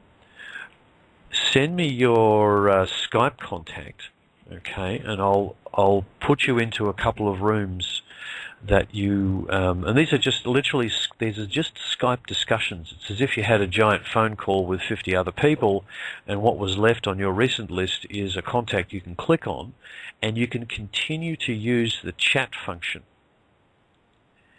Okay. As soon as you actually do this the first time, you'll realize what's going on. They're simply using the chat function in Skype to have a very large and continuous conversation. So there are rooms like the Cosmic Room where people who are interested in talking about the galactics and say the work of Julian, etc., they all have conversations in there. And there's others that have formed around the concept of for instance, CVAX, and there are DNAR ones, and there are all sorts of Skype rooms out there, and you'll find that people are involved in multiple conversations, and if you ask, they will shift you to those other conversations as well, and again, it will just flow. So if you drop me an email, I'll put you into, because I don't spend a lot of time in the rooms, because obviously I'm fairly busy doing the radio work and surviving in the matrix, etc. And there are a couple that I monitor more closely than others because the content is directly relevant to what I'm working on. Which in the main, what I'm refocusing on at this point is shows like the repurposing and the conversations about communities and self-governance, etc.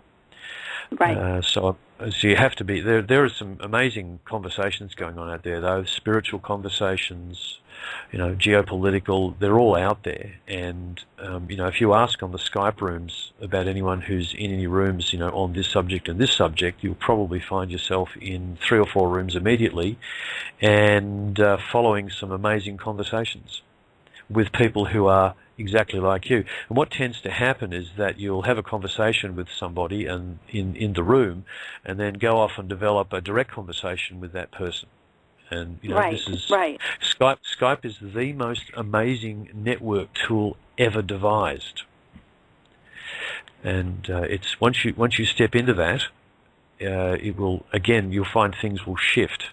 Now it's not the same direct communication that you'll get if you actually attend physical meetings with human beings, which are just fantastic. Yes. But it's a hell of a lot of fun and lots of information, and will add many other dimensions to your day. A great resource, I know. I actually had to transfer to download Windows 8, and with it came a higher level Skype, which has, I don't know, it has hidden icons or something. It's like everything disappears on the fit page for me to actually progress from one screen to another. It's crazy, and I feel, at the mercy of Windows 8. Microsoft's, yeah, look, I've heard that too. I actually use the desktop out of Windows 8. I don't actually play around with the blocky interface at the start is really meant for touchscreen use. It's really like a telephone interface. It is. If you drop directly onto the desktop, there's a methodology for putting icons on the desktop. If you look up move icons to desktop in the help files, it should tell you how to do that. Because at the moment I don't. Yeah, because I literally have it set up to run like Windows 7, where I'm just using a desktop with icons on it. But Absolutely. Most of the icons. What I want to do, I didn't know you could do both.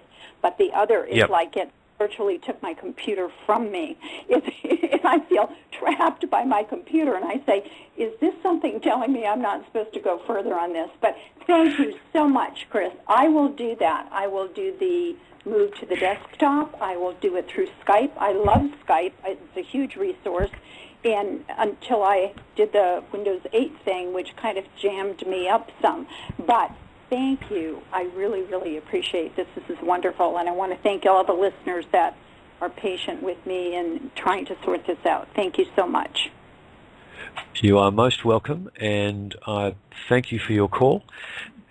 And we'll probably be talking again sometime. So, yeah, just drop me a line, and we will get you going there. We'll do that, Janice, for sure. Thanks for the call. You're welcome. Pop you back on hold. Thank you. Okay.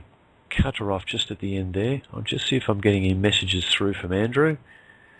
Not at this stage. Disappeared off the face of the planet.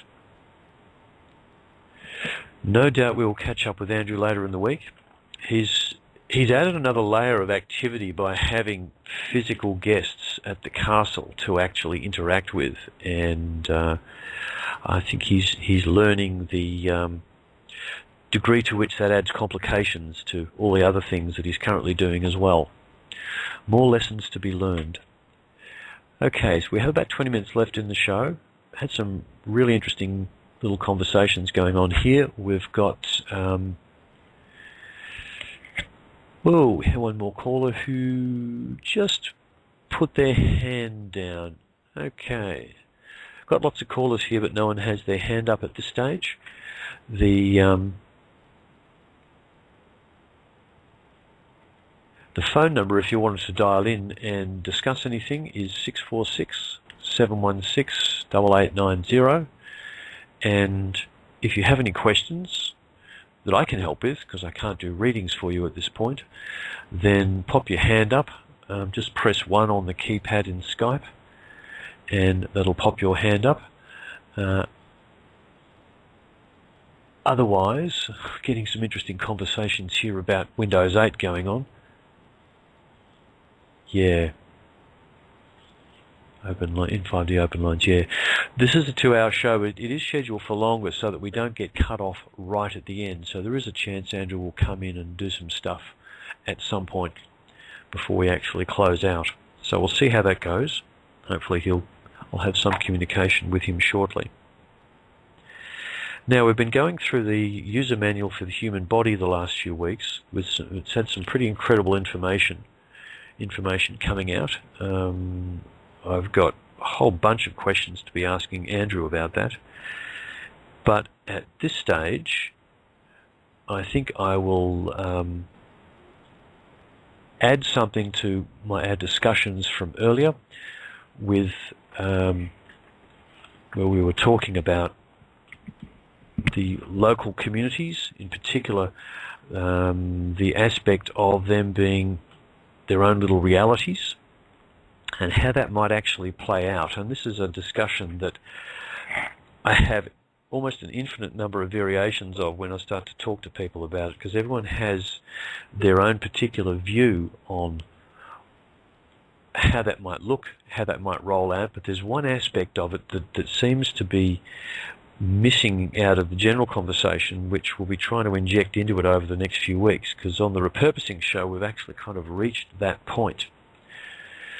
And that's the if you like, the structural and lawful basis on which these communities are formed.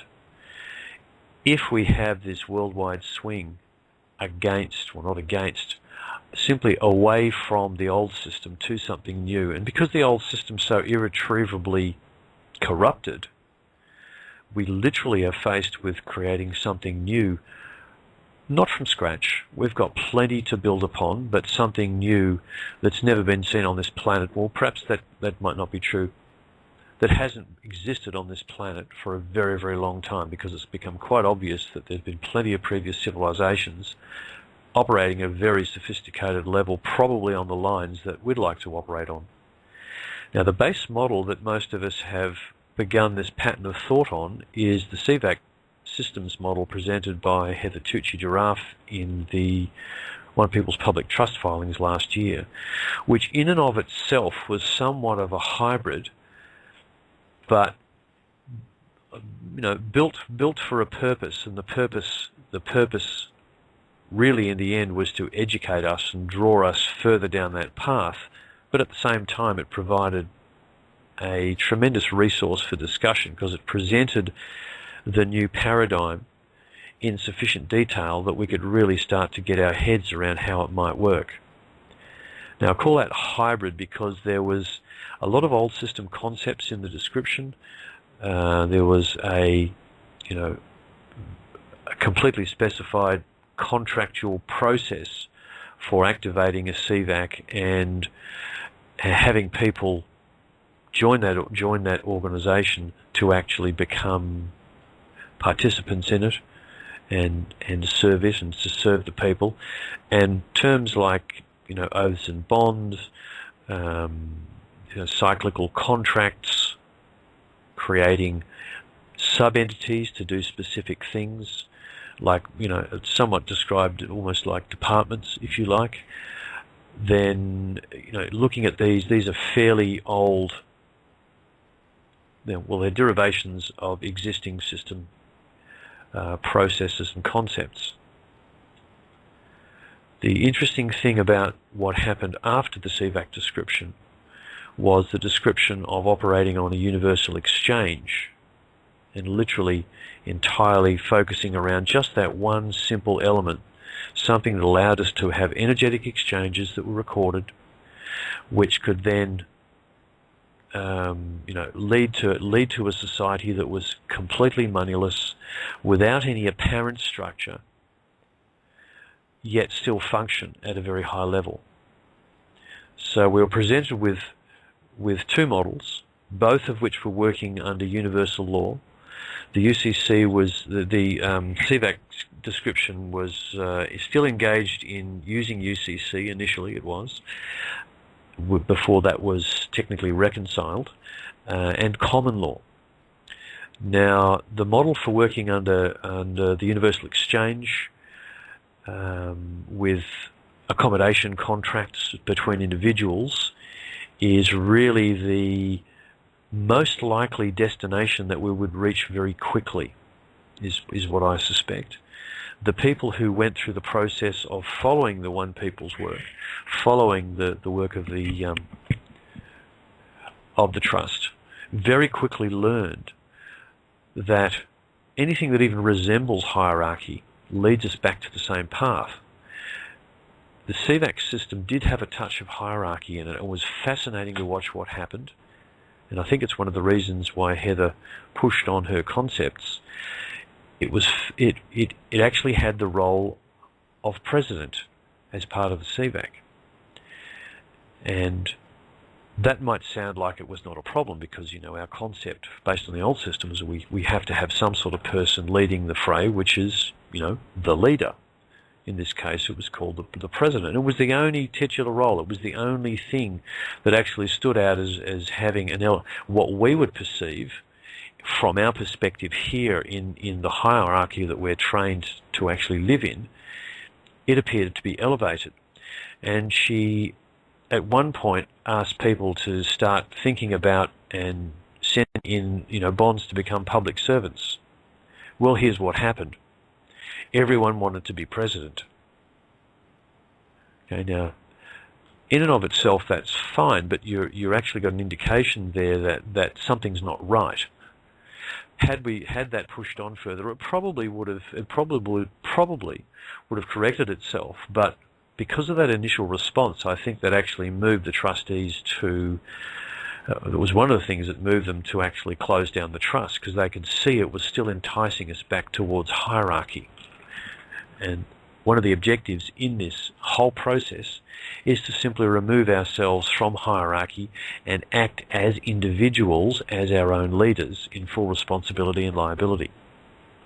And that's really what came next with the universal exchange, the concept of eternal essence, that we have no limits, that we are the leaders we've been waiting for, and that was adopted very readily by most of the people that were following the leading edge of that particular thought.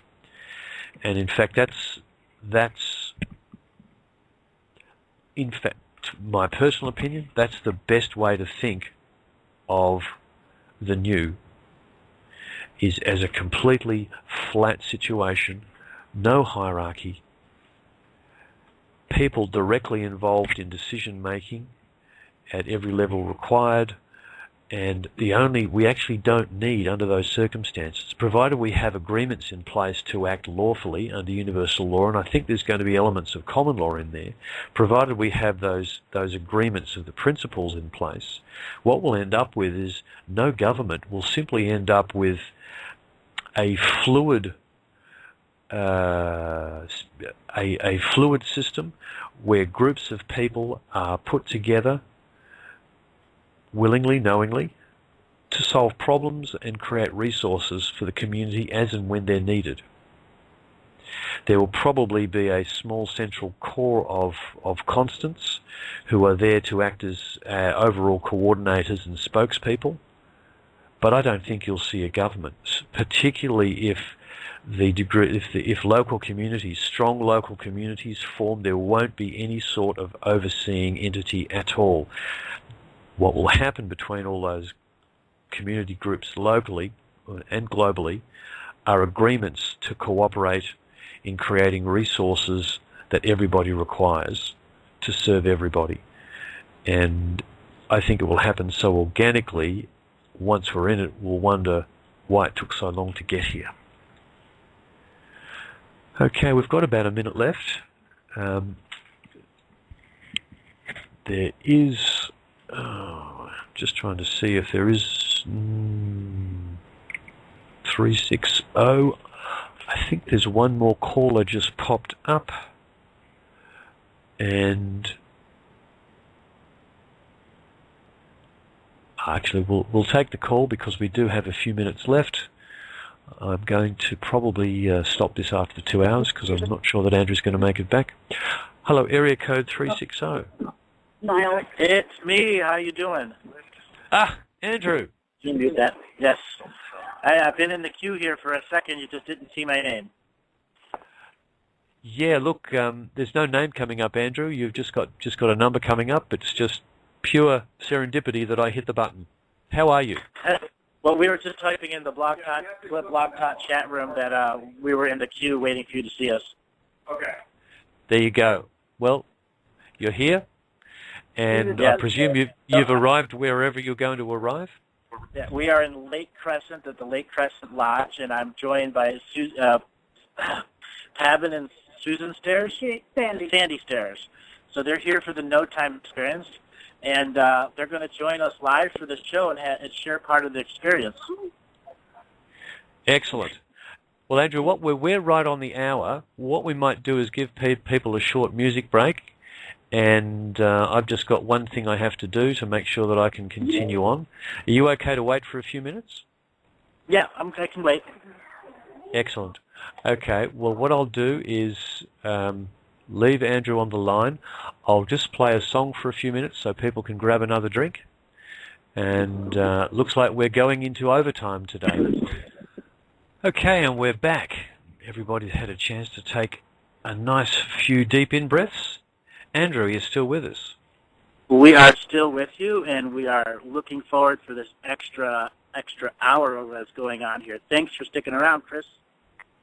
Hey, we had fun. We had a couple of great conversations with some regulars, and I was able to do a bit of my own putting forth of thought. All good. Well, we have a special treat. The lady that has put together the Galactic Historian Facebook page is with us, and we have a very much a Vancouver connection coming down to this Meet the Galactic Historian event. So we've had 6 of the 9 that have come are from Vancouver. Wow, something's happening in Vancouver. Yeah, hello, everybody. They're very fast. Hi. We're also joined by Pavin. She also came down. So why don't you say something about the Galactic Historian group? Well, I started the group because I wanted a place where everyone could gather and talk about everything that we're being exposed to and be able to access the shows that we miss and things like that. So it's been great. It's only been a month, and it's taken a life of its own, and it's growing, and I'm really happy about it. And I'm going to try and get all the schedules in line so that there's more changes happening with Andrew's schedule, and try and get some kind of a system there so we can all figure out where he is and what's happening. Yes, he's actually can be quite interesting to follow along. There's so many events happening in and around what he's doing that the landscape and the timing changes very rapidly day by day. Now, is this group that you've got going, is this centered on Facebook? Yes, it is. It's called the Galactic History Discussion Group. Okay, so it'll take it right. Most of the people in the chat are probably on it anyways, but yeah, that's what it is. okay, well, there might be a few people who are not, but I was speaking to Janice earlier, who's kind of looking for connections to make. So, Janice, if you're listening, if you're not on Facebook, it would be great to register on Facebook, and then you'll be able to drop straight into the Galactic History discussion group page. Now, that also would include the usual Facebook chat function, so you can discuss with others. It's like a group. It's like a group. So you can it's like a group.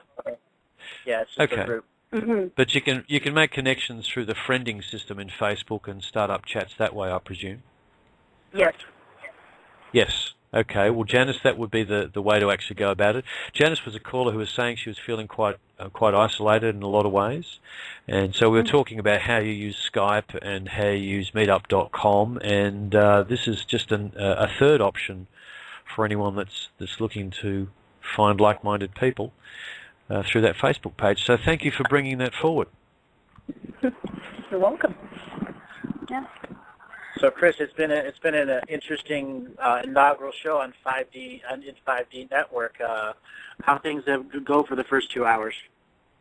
Well, it was similar to last week when you were unable to make. In fact, this the same show last week. I think it was the first show, and a very wide-ranging discussion with several callers, covering the whole gamut of what's going on. Because you ask someone what's on their mind. Well, pretty much everything's on their mind.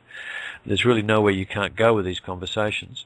But very excited about the possibility of things starting to shift soon. Really feeling that everything is more imminent than it ever has been. So the energetics are building and people are feeling it. And that's really what's coming out in the conversations. And we literally touched on a fairly detailed discussion on how the events might unfold, where it will start, what the emphasis will be. Destination is pretty much the same, though. The unity consciousness, smaller communities, intensely focused, particularly around soul groups, and the absence of overall control. The presence only of the minimum number of agreements required to allow the world to create what it needs for people to live the way they want. So it was a good discussion. Very cool. So we're broadcasting live from Lake Crescent, right next to the Lake Crescent Lodge. It's about 30 miles away from the castle. and it's one of the deepest water lakes, freshwater inland lakes in America. For many years, they actually didn't even know how deep it was until they got modern technology out here. And it's like one of those massive ridge and valley systems that there was a big cave in, and the water was trapped, locked off from the ocean when the ocean was receding. So a very special and incredible place over here. And the people that have been coming down have been sharing the no time experience. And I want to say thank you to everyone that showed up, Eric and Morgane and Sherry. You know, you guys were the first ones out here, and the Vancouver connection is still going. Yeah. I'm also joined by Pavan. Pavan, say hello. Hi, everybody. My name's Pavan. I'm from London. I was introduced to the world of Andrew Bartzis only last week from Sandra Stairs, who you just heard from. It was absolutely inspirational. I had no idea why I was coming here this week, but I felt very drawn to. And what I'm really feeling is, I was sharing with the group here, is that I would really love to get this work exposed more in London.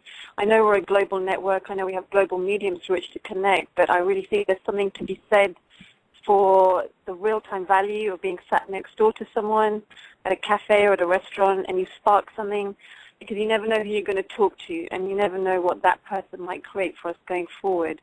So I believe that I think this is amazing, and I think that there's a real message here to share. So I've come here to work out what my part in that might be. I've come to educate myself. I'm an ex-economist, ex-banker from the City of London who's had an upgrade, and so who's choosing to live on the other side now. So we're here by the lake, and we're really excited. I think this is where we're going to help birth the London connection. There you go. So thank you. Yeah, Pavan, one of the conversations I had earlier was about that with that particular person was about at what point the geopolitical journey became the spiritual journey. And I'm fascinated to hear your story. It sounds amazing, the fact that in 1 week you have had this, right turn and moved in a completely new direction. Was there any particular thing that set you down the road I'm interested in the point where you stopped being a banker and involved in that part of the system? Yeah, I guess, it started off for me, when I was sitting at my desk and I would look at the inbox and I would look at my polystyrene, lunch phone box. So it started off from there, thinking there has to be more to life than this. And then it was around 2008, actually, when everything kicked off, that I guess the seeds of conscience were planted. And I just thought, to keep coming back into this industry and representing this industry, it just on a soul level, something shifted, and it was just a knowing. It was just like, okay, I can't do this anymore. I can't get on the metro, and I can't come and walk through these big glass doors and be a part of a system of people and ideas that I really am starting to feel uncomfortable with. Did you just leave your job in the end? Yeah, pretty much. It took me 2 days to decide. And I walked into my boss's office and I just said, I need to go because I guess I wasn't as forthright as telling him the real reasons. But I think he figured it out anyway from conversations we've had at lunch breaks. So actually I now feel that maybe part of my little bit is the cog that I can fit into the big machinery is to go back actually into the city, because I've made friends, I have a network, and I would love to use, I guess it's not by chance that I came through that industry. I would love to use this medium to get back to those people in particular. Wow. Yeah, look, I'm sure there's plenty more people inside there who are really questioning what they're doing. Oh, yeah. Again, part of the conversation we had earlier in the show was that in and of itself, if the system wasn't set up to be so corruptible and didn't have the policies, the management policies it does, it would actually work. It's still a hierarchy, but it would work. But either way, throughout the system, there are people who have a conscience, and if they knew the truth about everything that was going on, they wouldn't be part of it. And that when this information starts to come out, and it has already started, that their consciousness will be triggered. And maybe that's your role, to go back in and help people complete that. Well, I've been having, I've had great visions, or I've been inspired to go back into London because of who I am, in a sense of who the character of my nature is. I always managed to sort of get in with the bigwigs, even though I wasn't maybe that much of a bigwig myself. And people used to say, "Oh, how do you do it? How do you get to talk to so and so? He's on the board."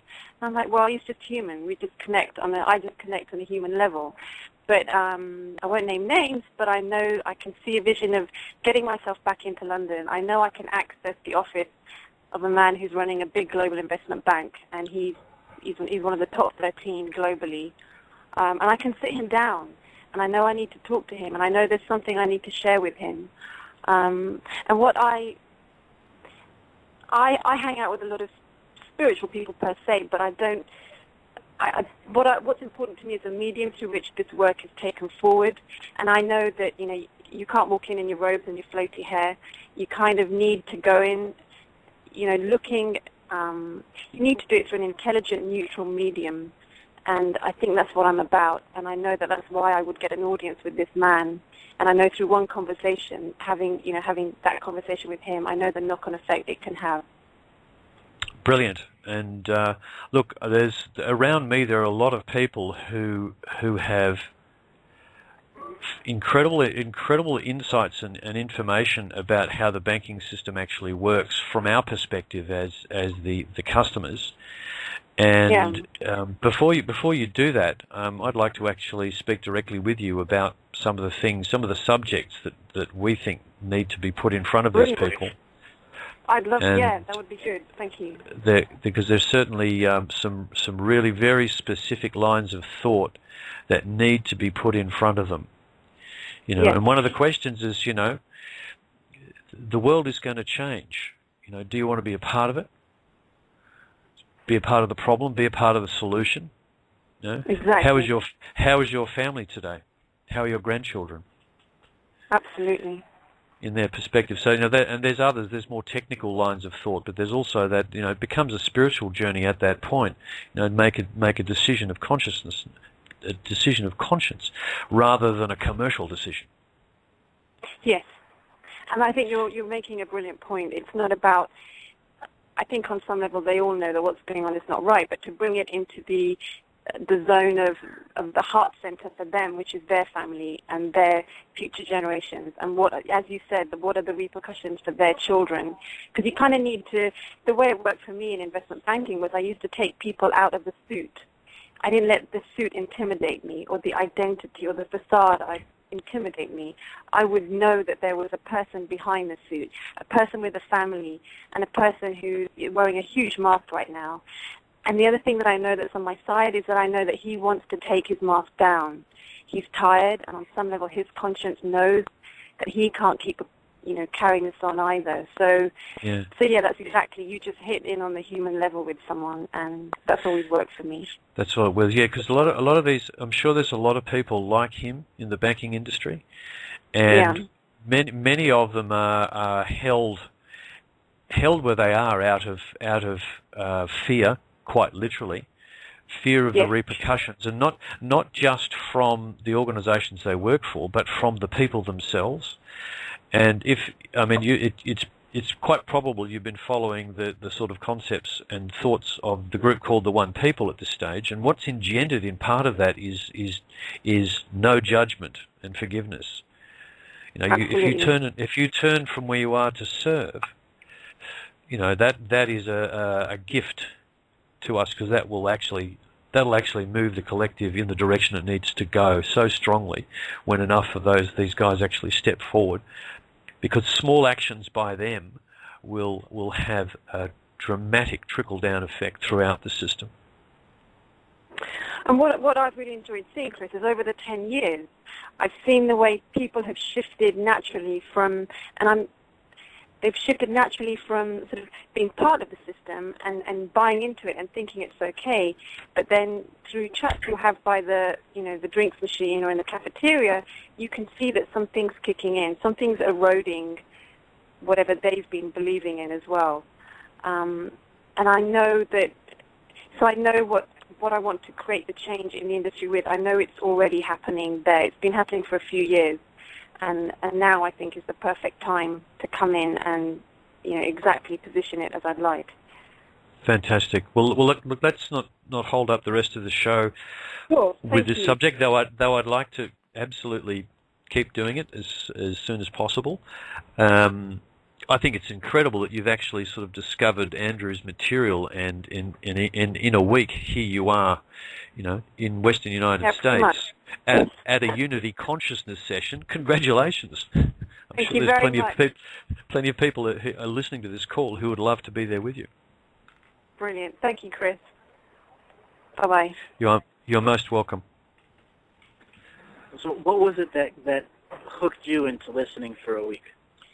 What was it that hooked me into you? Yeah. I think it'd have to be your probably Ambassador Sandra Stairs from Canada page. What is it about your work that hooked me in? I think with so many of us right here connected, it was a truth. It was just something woke up in me, and what I was hearing. I mean, I studied at the London School of Economics. I've studied a semester at Harvard.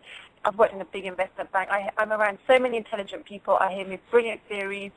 Nothing ever resonated, and nothing resonated like the first sentence that Sandra shared about your work, which, it was a little CV of you, actually, and what your ability is. And I just got what a change you can make through who you are, through the gift of who you are. It's just information, and I couldn't pick one sentence. It is the basic message that you're giving that works. Thank you. Yeah. And what about for you? What's jumped out for you? I mean, you started a Galactic Historian group. I mean, there's got to be something that you knew when you heard it that said, this is the information that I've been looking for. Yes, it just resonated for me, but I've been following the One People since, it was the OPPT, and I've been following Chris and Lisa and everybody else, and along that journey, and which led me to you, and it just, I don't know, like symbols, in my ears, it was like I just knew it. Just my body almost shook when I heard this stuff, and I had to have more. So I just went back into the archives and started listening to everything that I hadn't heard and tried to catch up on everything, and I've been running ever since. Yeah, that's fantastic. And Andrew, who were we just remind me who were we speaking to just then? Sandy. Sandy? Yeah, Sandy Stairs. She runs the Galactic Historian discussion group on Facebook. Excellent. Sandy, thank you for being so proactive and making this happen, and thank you for really jumping in and bringing this Unity, enough people down to the Unity Consciousness session that Andrew is doing, because I think it's really important. And Andrew, you won't hear this until you listen to the archives, but part of the conversation at the start of the show was with Elizabeth, who does call in regularly, and she's really trying to work out in her own head what it's like to live in no time, to have that experience, because she just she feels she needs to experience it. Now, what's happened here is that you've got a group of people, one from London, others from elsewhere, who've locked into the information that you're putting out and really resonated with it, and felt strongly enough about wanting to experience no time and Unity consciousness that they are willing to, travel halfway across the planet in one instance to experience that. So how is it going? This is the question. How are you guys actually finding it? Well, we made it an hour drive in about an hour. Right. Traffic. Had great conversations the whole way. And it was just one of those unique moments where we're all in unison in our conversations and our talking. And, what's living in no time is really not agreeing to time anymore. There's one thing I say, if I say I'm going to be there at a time, that's the guaranteed time I won't be there. Okay? Yeah. Andrew? Yeah. No, please continue. I'm reminding myself mentally I need to add something about what happened last weekend to me personally, but please continue. All right. When living in no time is its own experience. It has many different aspects to it. And the main aspect is you're living in the moment. And when you're living in the moment, you're not in expectation. When you're not in expectation, you're not in limitation. And when you're not in limitation, you don't have fear.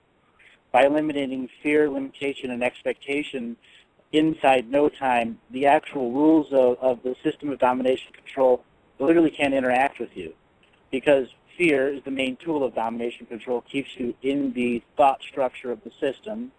Limitation is something we create because our belief systems about reality is not functionally complete, or we're taught belief systems that are absolutely false totally. And when it comes to expectation is what our brain, our heart, our mind gives limitations to, and limits us in our ability to have potential sentience available in no time. When you eliminate all three of those things and live in the moment in no time, you can completely be totally in the flow, and the concept of time no longer applies to you. You know, there have been situations where, you know, we're 2 hours away and we get there in an hour and 10 minutes, and it should have taken us 2 hours to get there. And this has happened numerous times. Or you get these chain of synchronicities that get going and going and going. Meeting people. The other day, I was at the castle, and we went out to go have lunch, break for a lunch, and the two people that were there for the castle, they actually ended up at the same restaurant as us and parked literally right in front of us at the same time. So it was, you know, unique karma at that moment, and that synchronicity was, you know, you have lunch together. You don't get in your own way. And that's the most important thing about synchronicities in no time. You can stop yourself from gaining more and more and more synchronicities. Living in no time is allowing the synchronicities to flow, and then keeping yourself processed so that you're not limited or in fear or in a state of expectation. It's the best way I can describe it. I mean, yeah, there's a lot more things that go on when you're in no time. It's very easy to make yourself a multidimensional entity and function in 7 different dream worlds at once or other different worlds at once. It's a matter of personal choice and spiritual techniques that you follow to have those experiences. Wow. Okay. That makes a lot of sense, actually. Expectations, limitations, and fear. That really actually is very incisive. And I'll have to process that. But I just wanted to share with you what happened on the weekend for me, because as most of you guys will know, and Andrew knows, I spent the weekend with at a One People's meeting in Lake Conjola, New South Wales. 25 of us there for 3.5 days. At the beginning of the session, we had a rough agenda, okay, but we agreed at the start that we weren't going to stick to it. We knew what things we were that we wanted.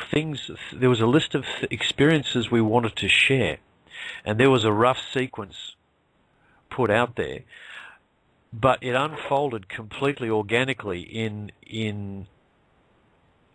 We actually covered pretty much everything that was on the list, but not in the same order and not at the times. It just kind of happened. And I was actually doing radio. I did 5 or 6 radio shows over the weekend. It was actually a really busy weekend for doing sessions. You know, there was 2 sessions with Andrew and his group, and I had shows with other people and the little radio show in Carolina. So I was dropping in and out of their event flow. I was actually in my own event flow, dropping in and out of the group's event flow all weekend. Just to give you an idea of the synchronicities, one of the things that was on the list of events was that I was supposed to do a Tai Chi session. Okay, I was supposed to just lead a Tai Chi session to give some people just the experience of Tai Chi. And I hadn't planned a time. I didn't know when I was going to do it. I finished doing one particular conversation, walked out the door. Everybody else had been doing a chakra dance session, and they were kind of breaking from that. I walked up to the group and said, okay, who's up for Tai Chi? 4 people put their hands up. We headed off to do some Tai Chi. The other group, the rest of the group formed and started working on Tibetan healing bowls and some chakra chimes, a session on that. And we finished the Tai Chi session and walked back over and were immediately, hooked into the chime session, which was fantastic. So we all experienced that, and then we simply walked over and lunch was ready. So that was the kind of flow. I was in and out of that all weekend. I really had the only thing that was driving my weekend was that because the shows were specific people, specific times, I was kind of been pulling in and out of some version of linear time, if you like, forced by those, if you like, specific events that had to happen at certain times. But and I was very aware that as soon as I walked away from that, I was in a different place, in a different flow, and it really highlighted for me how that works. Even as a hybrid situation, it can work provided you're aware of it and allow for the fact that you're not stepping from one itinerary into another itinerary. You're going from, in my instance, I was on a specific itinerary, going back to no itinerary, and it was great. It worked. See, you had your own little no-time experience over there. Absolutely, and the people who were in it for the whole weekend, they had a real no-time experience. Most of them didn't have a clue even what day it was, frankly. Well, that's what it's been like for the last 11 months. Yeah. And it's really interesting how it flows, and the end result is that everybody has their own version of the experience, and it's completely organic. And it seems to flow with ease. That's the interesting thing about it. There was never a situation where anyone was having a heated conversation about what they were supposed to do next. It just flowed. And I think it's that allowing, that knowing that it doesn't have to be done to a particular time. Just has to be done to everybody's sort of joint intention, and when you do that, the enjoyment factor goes through the roof. We had a fantastic time.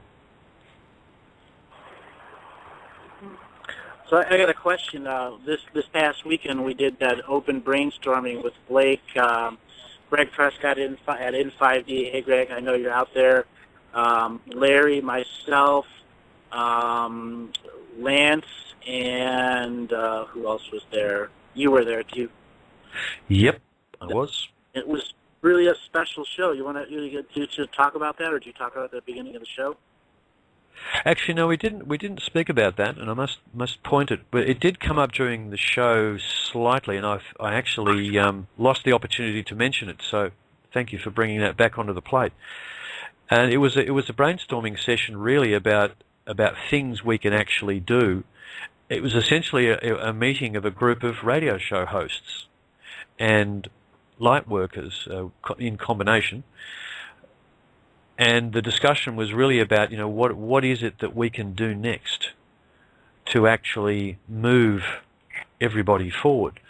And answers were many and varied. The overall thrust is that we need to continue to network outwards and provide opportunities for larger and larger conversations to take place. So we were talking about webinars and, other ways that we could actually run radio shows, etc., etc., and the sorts of subject matters that needed to actually be discussed. And the subject we centered on towards the end of it was my personal favourite, which we actually started to discuss during the show today, Andrew. We're starting to talk about how we transition, what we actually do, and the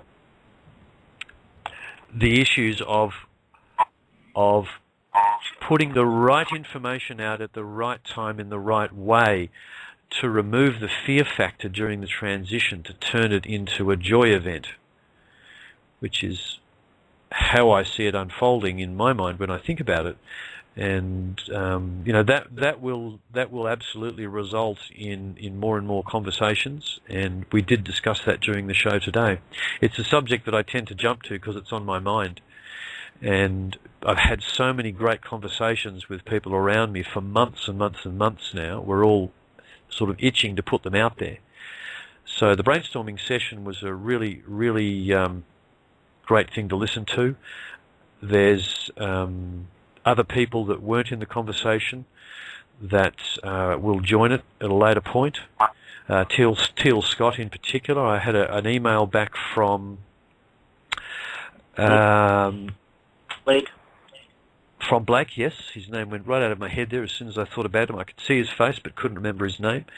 I had an email back from Blake saying that he and Teal wanted to have some discussions with me about the concepts we were kicking around so that she could actually see where they fitted into her view of things. So it's great to get that kind of reaction because that kind of positive feedback means that it's a thought that resonates, and that means it's swung into views. So therefore you follow it, and that's how the flow works. Absolutely, that's how the flow works. You don't hinder it. Correct. So how was the brainstorming session for you, Andrew? What did you get from it? It was very special. There were subjects, Matt, that brought up that I've been waiting quite some time to bring up. To have both you, Lance, Larry, and Helene and Greg and me all in the same room discussing these brainstorming topics was an opportunity to go very high energy and to reach into the information field that normally I don't get to access. And that particular one was putting billboard signs up with Teal Scott's vibrational artwork in the center of the biggest cities of the world. That was a great concept. I really love the idea of doing that. If anyone out there is familiar with Teal Scott's work, and if you're not, I would go to just Google Teal Scott, and you'll find a link to her artwork that she does, and these are all vibrational pattern artworks. And these artworks actually influence the vibrations of the surroundings or the other sentients that are observing it. And the influence isn't mind programming or anything that affects. It's joy, light, and love energy. It's understanding energy. It's helping the energies unravel itself. And when I spoke to Blake privately about this, he was a little giddy, but because the concept to put it on a billboard, and I went and did the research for it, and we're going to be doing a special event coming up here that we're going to raise money to sponsor all the billboards, and we're going to put it on taxis. Billboard in Los Angeles, right in the downtown of Los Angeles on the 101, or right at Hollywood and Vine. And then we're going to do taxis and buses in New York City. Yeah, well, see, that's a great thing to focus on. From the webinar work that you guys are doing will generate a certain amount of money, and if it can be put towards those sorts of things, especially, what a great investment. Absolutely. Hold on one second. I've just actually pulled up some of Teal's artwork, and I was going to post the link in the chat room, but it has too many characters. But if you just Google Teal Scott art, you'll drop into some selections of the artwork that she's actually done, all of which are very pleasant on the eye. When you and I started talking about returning people to the manor role, there was a state there that you went into your Venusian philosopher super mode, and for about 15, 20 minutes, you were on such a poetic radio role that it almost put tears to my eye. And both you and Lance were in very, incredible form at that point because, Lance and you would play off each other, and Lance would play off of Blake, so on and so forth, until we got to this point of understanding that our government can be changed, but by the individuals. Yes. A single corporation cannot change the world. A single individual can. We even got to the point of understanding if you wanted to change the world, is just nobody show up to work. Third of the population does not show up to work. That's it. Put it to their knees. Yep. There's a number of things that we could do jointly. Not showing up to work is one. Stop paying mortgages. Stop paying credit cards. If everybody did that, that's pulling the handbrake on while the car's in motion. It's a cooperative of uncooperative people. Exactly. It's peaceful non-cooperation, which is the absolute key here. There is absolutely no violence in anything that we do from this point forward. We need to do it in service, whatever it is that we do, and fully conscious that we are serving one another in this task.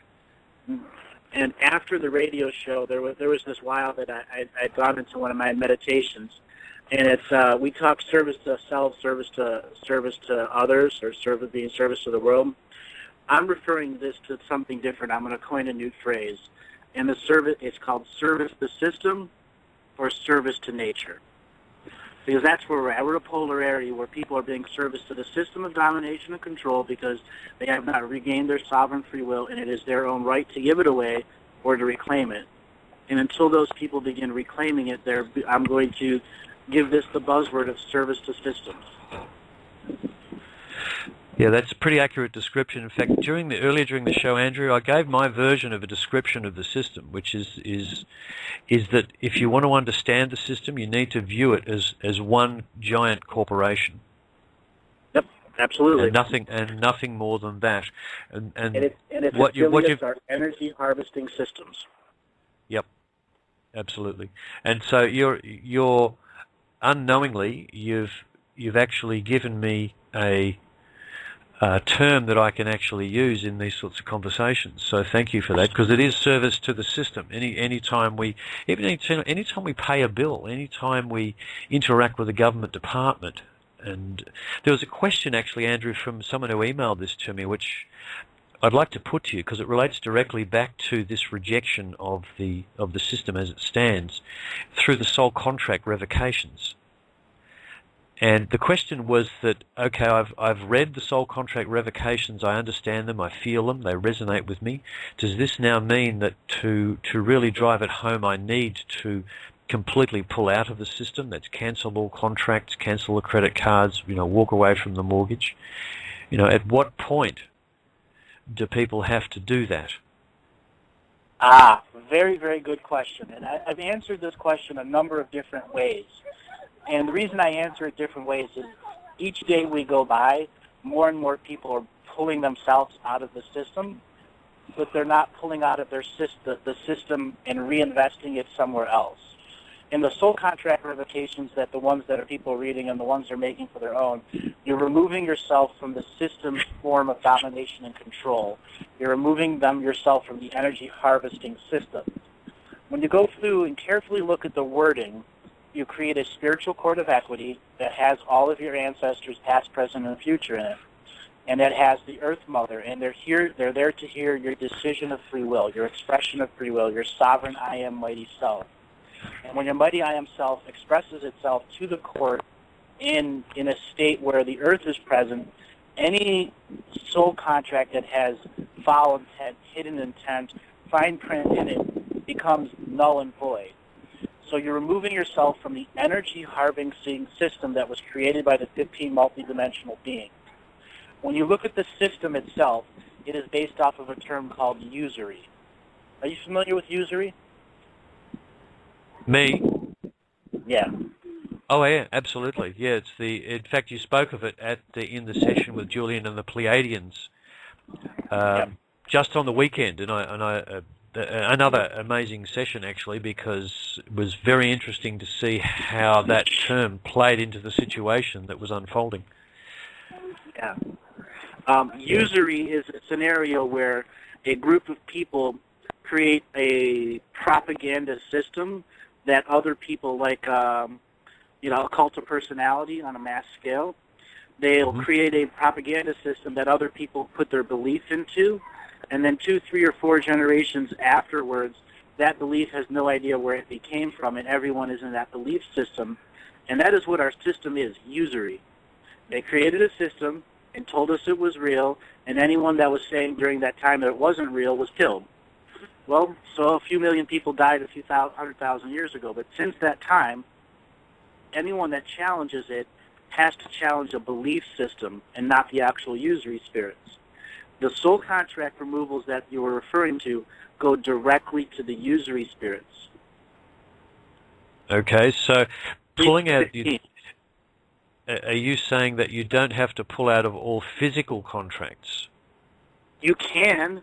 That is a different step for individuals that are in debt enslavement or have been taken over by that or stuck in the courts. That is a good way to go, but it's an individual's choice on an individual basis, because one person's pleasure is another person's pain. Let's say you're starving and don't have a credit card to go and get yourself some food. What are you going to do? Exactly. If you have, I mean, there's a if you have two kids and they need shoes to go back to school, and one of the other kids' shoes has a hole in it, you're going to go and get shoes, right? Yeah, absolutely. So there has to be a practical understanding. When you're removing yourself from the system, you're starting at the energy harvesting systems. When you're creating a spiritual court of equity, it's to declare that your ancestors are free too. When you do this, when you declare yourself free of that system, you get a tremendous amount of energy returned to you. And what I've been noticing is so many people that read the contracted revocations have a massive awakening. They go and listen to other shows. They begin cleaning themselves with saltwater baths or learning liver cleanses or so on and so forth, and they get onto the practice of being themselves. That's the most important thing to get out of those contracts. This is a consciousness awakening phase. There's no monetary act that will actually change the system. There's no actual physical thing one can do to the system itself through paperwork that can change it unless there's a mass scale. You were talking about the One People's Trust documents, the energetic documents that so many people have, great respect for. 1,000 people can make energetic documents, but when you have 1 million people behind a single document, properly worded, that goes into a system where everyone that has been put their energy into that document has done contract revocations to the system, you are literally putting a poison pill into that system. Yeah, Andrew, it's always been about the numbers ultimately. And in the end, I believe there'll be a physical exit from the system on a mass scale. That will be the final play out. Think of it like a furniture's blowout sale. Furniture company blowout sale, they have those advertisements, 99% off on everything in the store. Come tomorrow or you lose it all. This is going to be like that. Am I setting my words in stone? Well, the universe has some very strange things up its sleeve. All right? I've talked about in some of the other shows what will take over the system, and that's the sentience of Earth. It'll begin to function through all physical transactions of exchange for value. So there will be no corruption and no scamming, no more Nigerian princes, no more emails that tell you about 4-hour erections for $1,000. That all comes to an end because any nefarious scamming energy that is trying to steal your energy without a proper exchange is going to be overseen by the Earth, and those energy beings that continue to do that will be removed from the system of money, and they won't be able to function with it, and they'll be asked to leave the world. Interesting. And you actually said a couple of pivotal things, the practice of being yourselves and service to nature. To me, these are one and the same thing, and I saw that on the weekend. The people were actually being human and being themselves, and I may have said this during my putting forth of my ideas in that webinar the other day, that one of the things that hasn't been seen on this earth for a very, very long time is human beings being human beings, because we've been turned into something else by the system. That's what I look forward to most of all, because it was an absolute pleasure to see everybody being authentic humans on the weekend. Exactly, authentic humans. They started this 40-hour work week thing. They started, the unions, the everything that's in between it, and it was about taking the family structure away. And as they took the family structure away, the individual structure was radically changed. Before, when we were talking about what the heck happened in the 20th century and how the collegiate systems were hijacked, well, it was all to take the individual's power away. And now it's being returned, and it's actually being reclaimed by us. Right. By individuals. The world has been changed by pitchforks and torches for the last 100,000 years. Yep, well, we may not need to actually use the pitchforks and the torches. No, but you can make signs that a pitchfork and one has a torch. Exactly. It's big you can sign, use the a big you can use people carrying signs with pitchforks and torches on them. It makes your point known. Yes, and it's actually using the same technique they love to use, symbology. Right. Symbols have power. Right. Symbols have power. You know, one of the other things that came up on the webinar this weekend with Julian was the usury spirit, as well as the communications of the different cultures in unity consciousness. Example, you have a Pleiadian, Arcturian, so on and so forth, 5,383 different unity conscious worlds. Well, none of those 5,383 worlds are in a singular unity consciousness. They're all separate unity consciousness worlds. And that's the next area that the Galactic Historian is going to be focusing on. There was a previous time in our history where these worlds were in a semi-unified state of being where many of their higher-end multidimensional beings became part of a network system where all these planets were linked into one massive unity consciousness system. So you're saying that as I recall from the webinar, that Earth has the capability, the planet has the capability to actually form the hub for the network hub. For a unified consciousness between unity collectives. Correct. That is absolutely amazing. That's what I've been working on. That's what I've been working on in the higher planes the last 4 days. There was an incident about 10 days ago that I haven't spoke about privately or publicly, other than to very, very few people. And there was a series of consciousness first strike events that happened. And I say the term first strike because it has a military tendency in it. And you've heard me describe how one person in time travel does one thing, somebody comes and erases it, and somebody comes and erases that, and so on and so forth. Mm-hmm. 10 days ago, there was a massive event worldwide where there was over 250,000 separate timeline incursions spread all over the world. And everything got altered back to roughly the way it was. And what they were trying to do was eliminate whistleblowers that were coming up in the future timelines that they were seeing 3, 5, or 7 days ahead of time.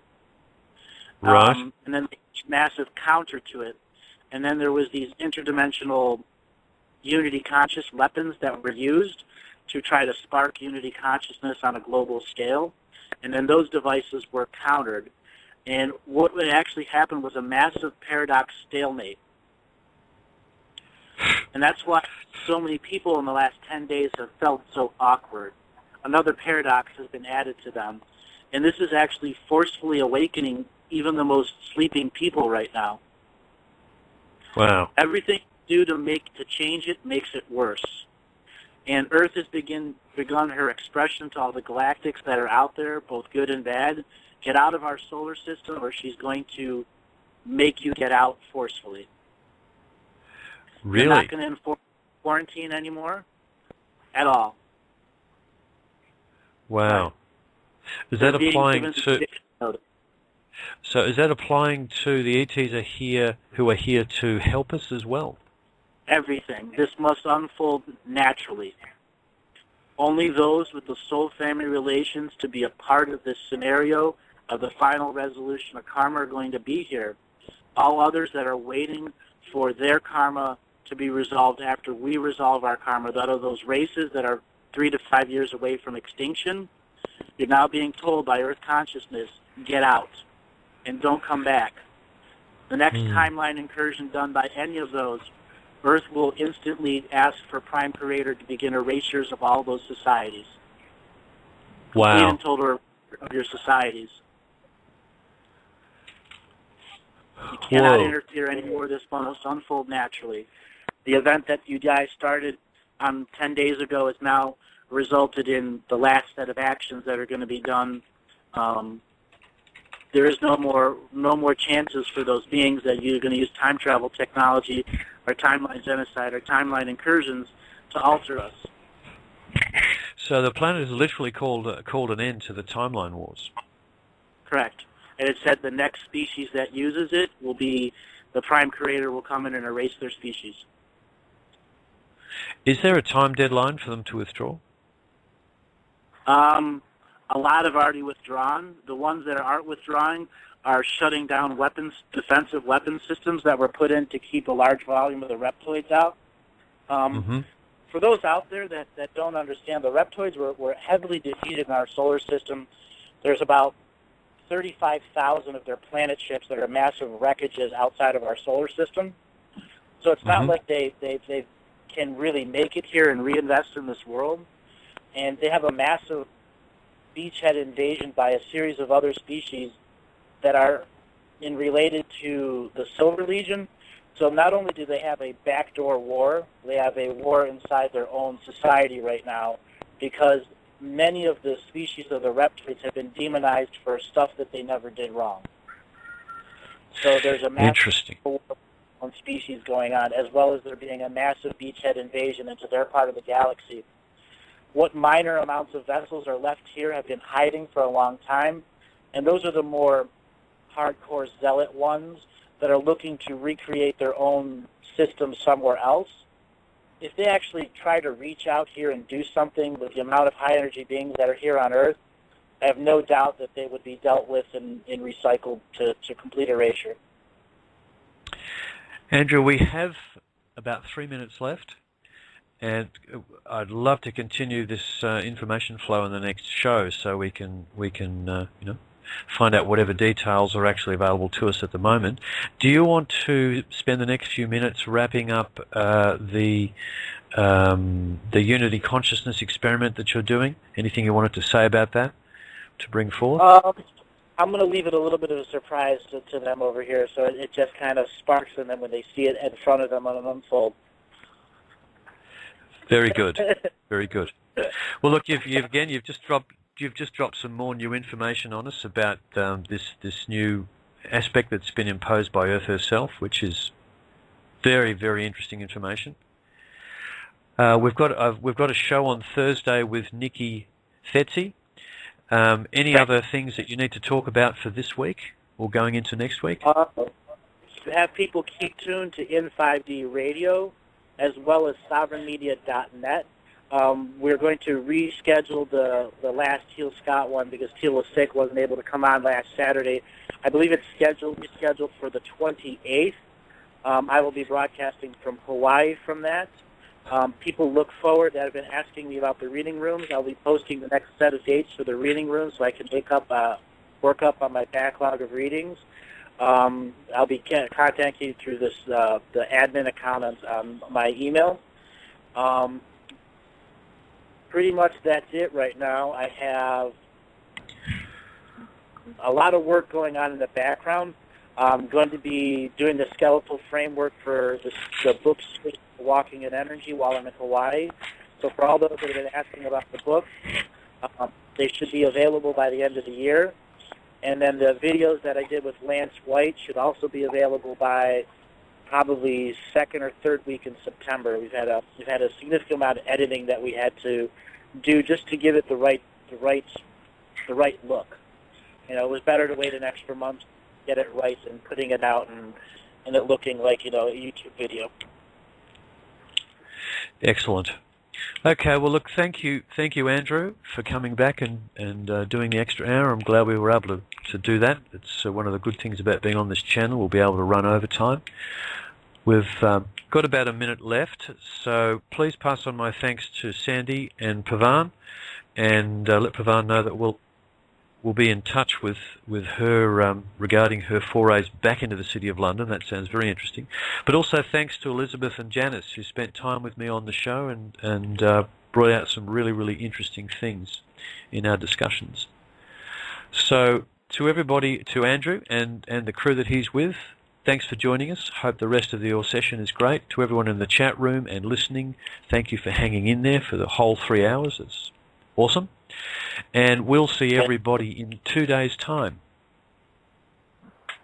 All right. Take it easy. This is Lookout Mountain signing off. Okay, and this is Chris Hales signing off. We'll see you in 2 days' time. We'll see you in 2 days' time on the next Galactic History Show. Roger, over and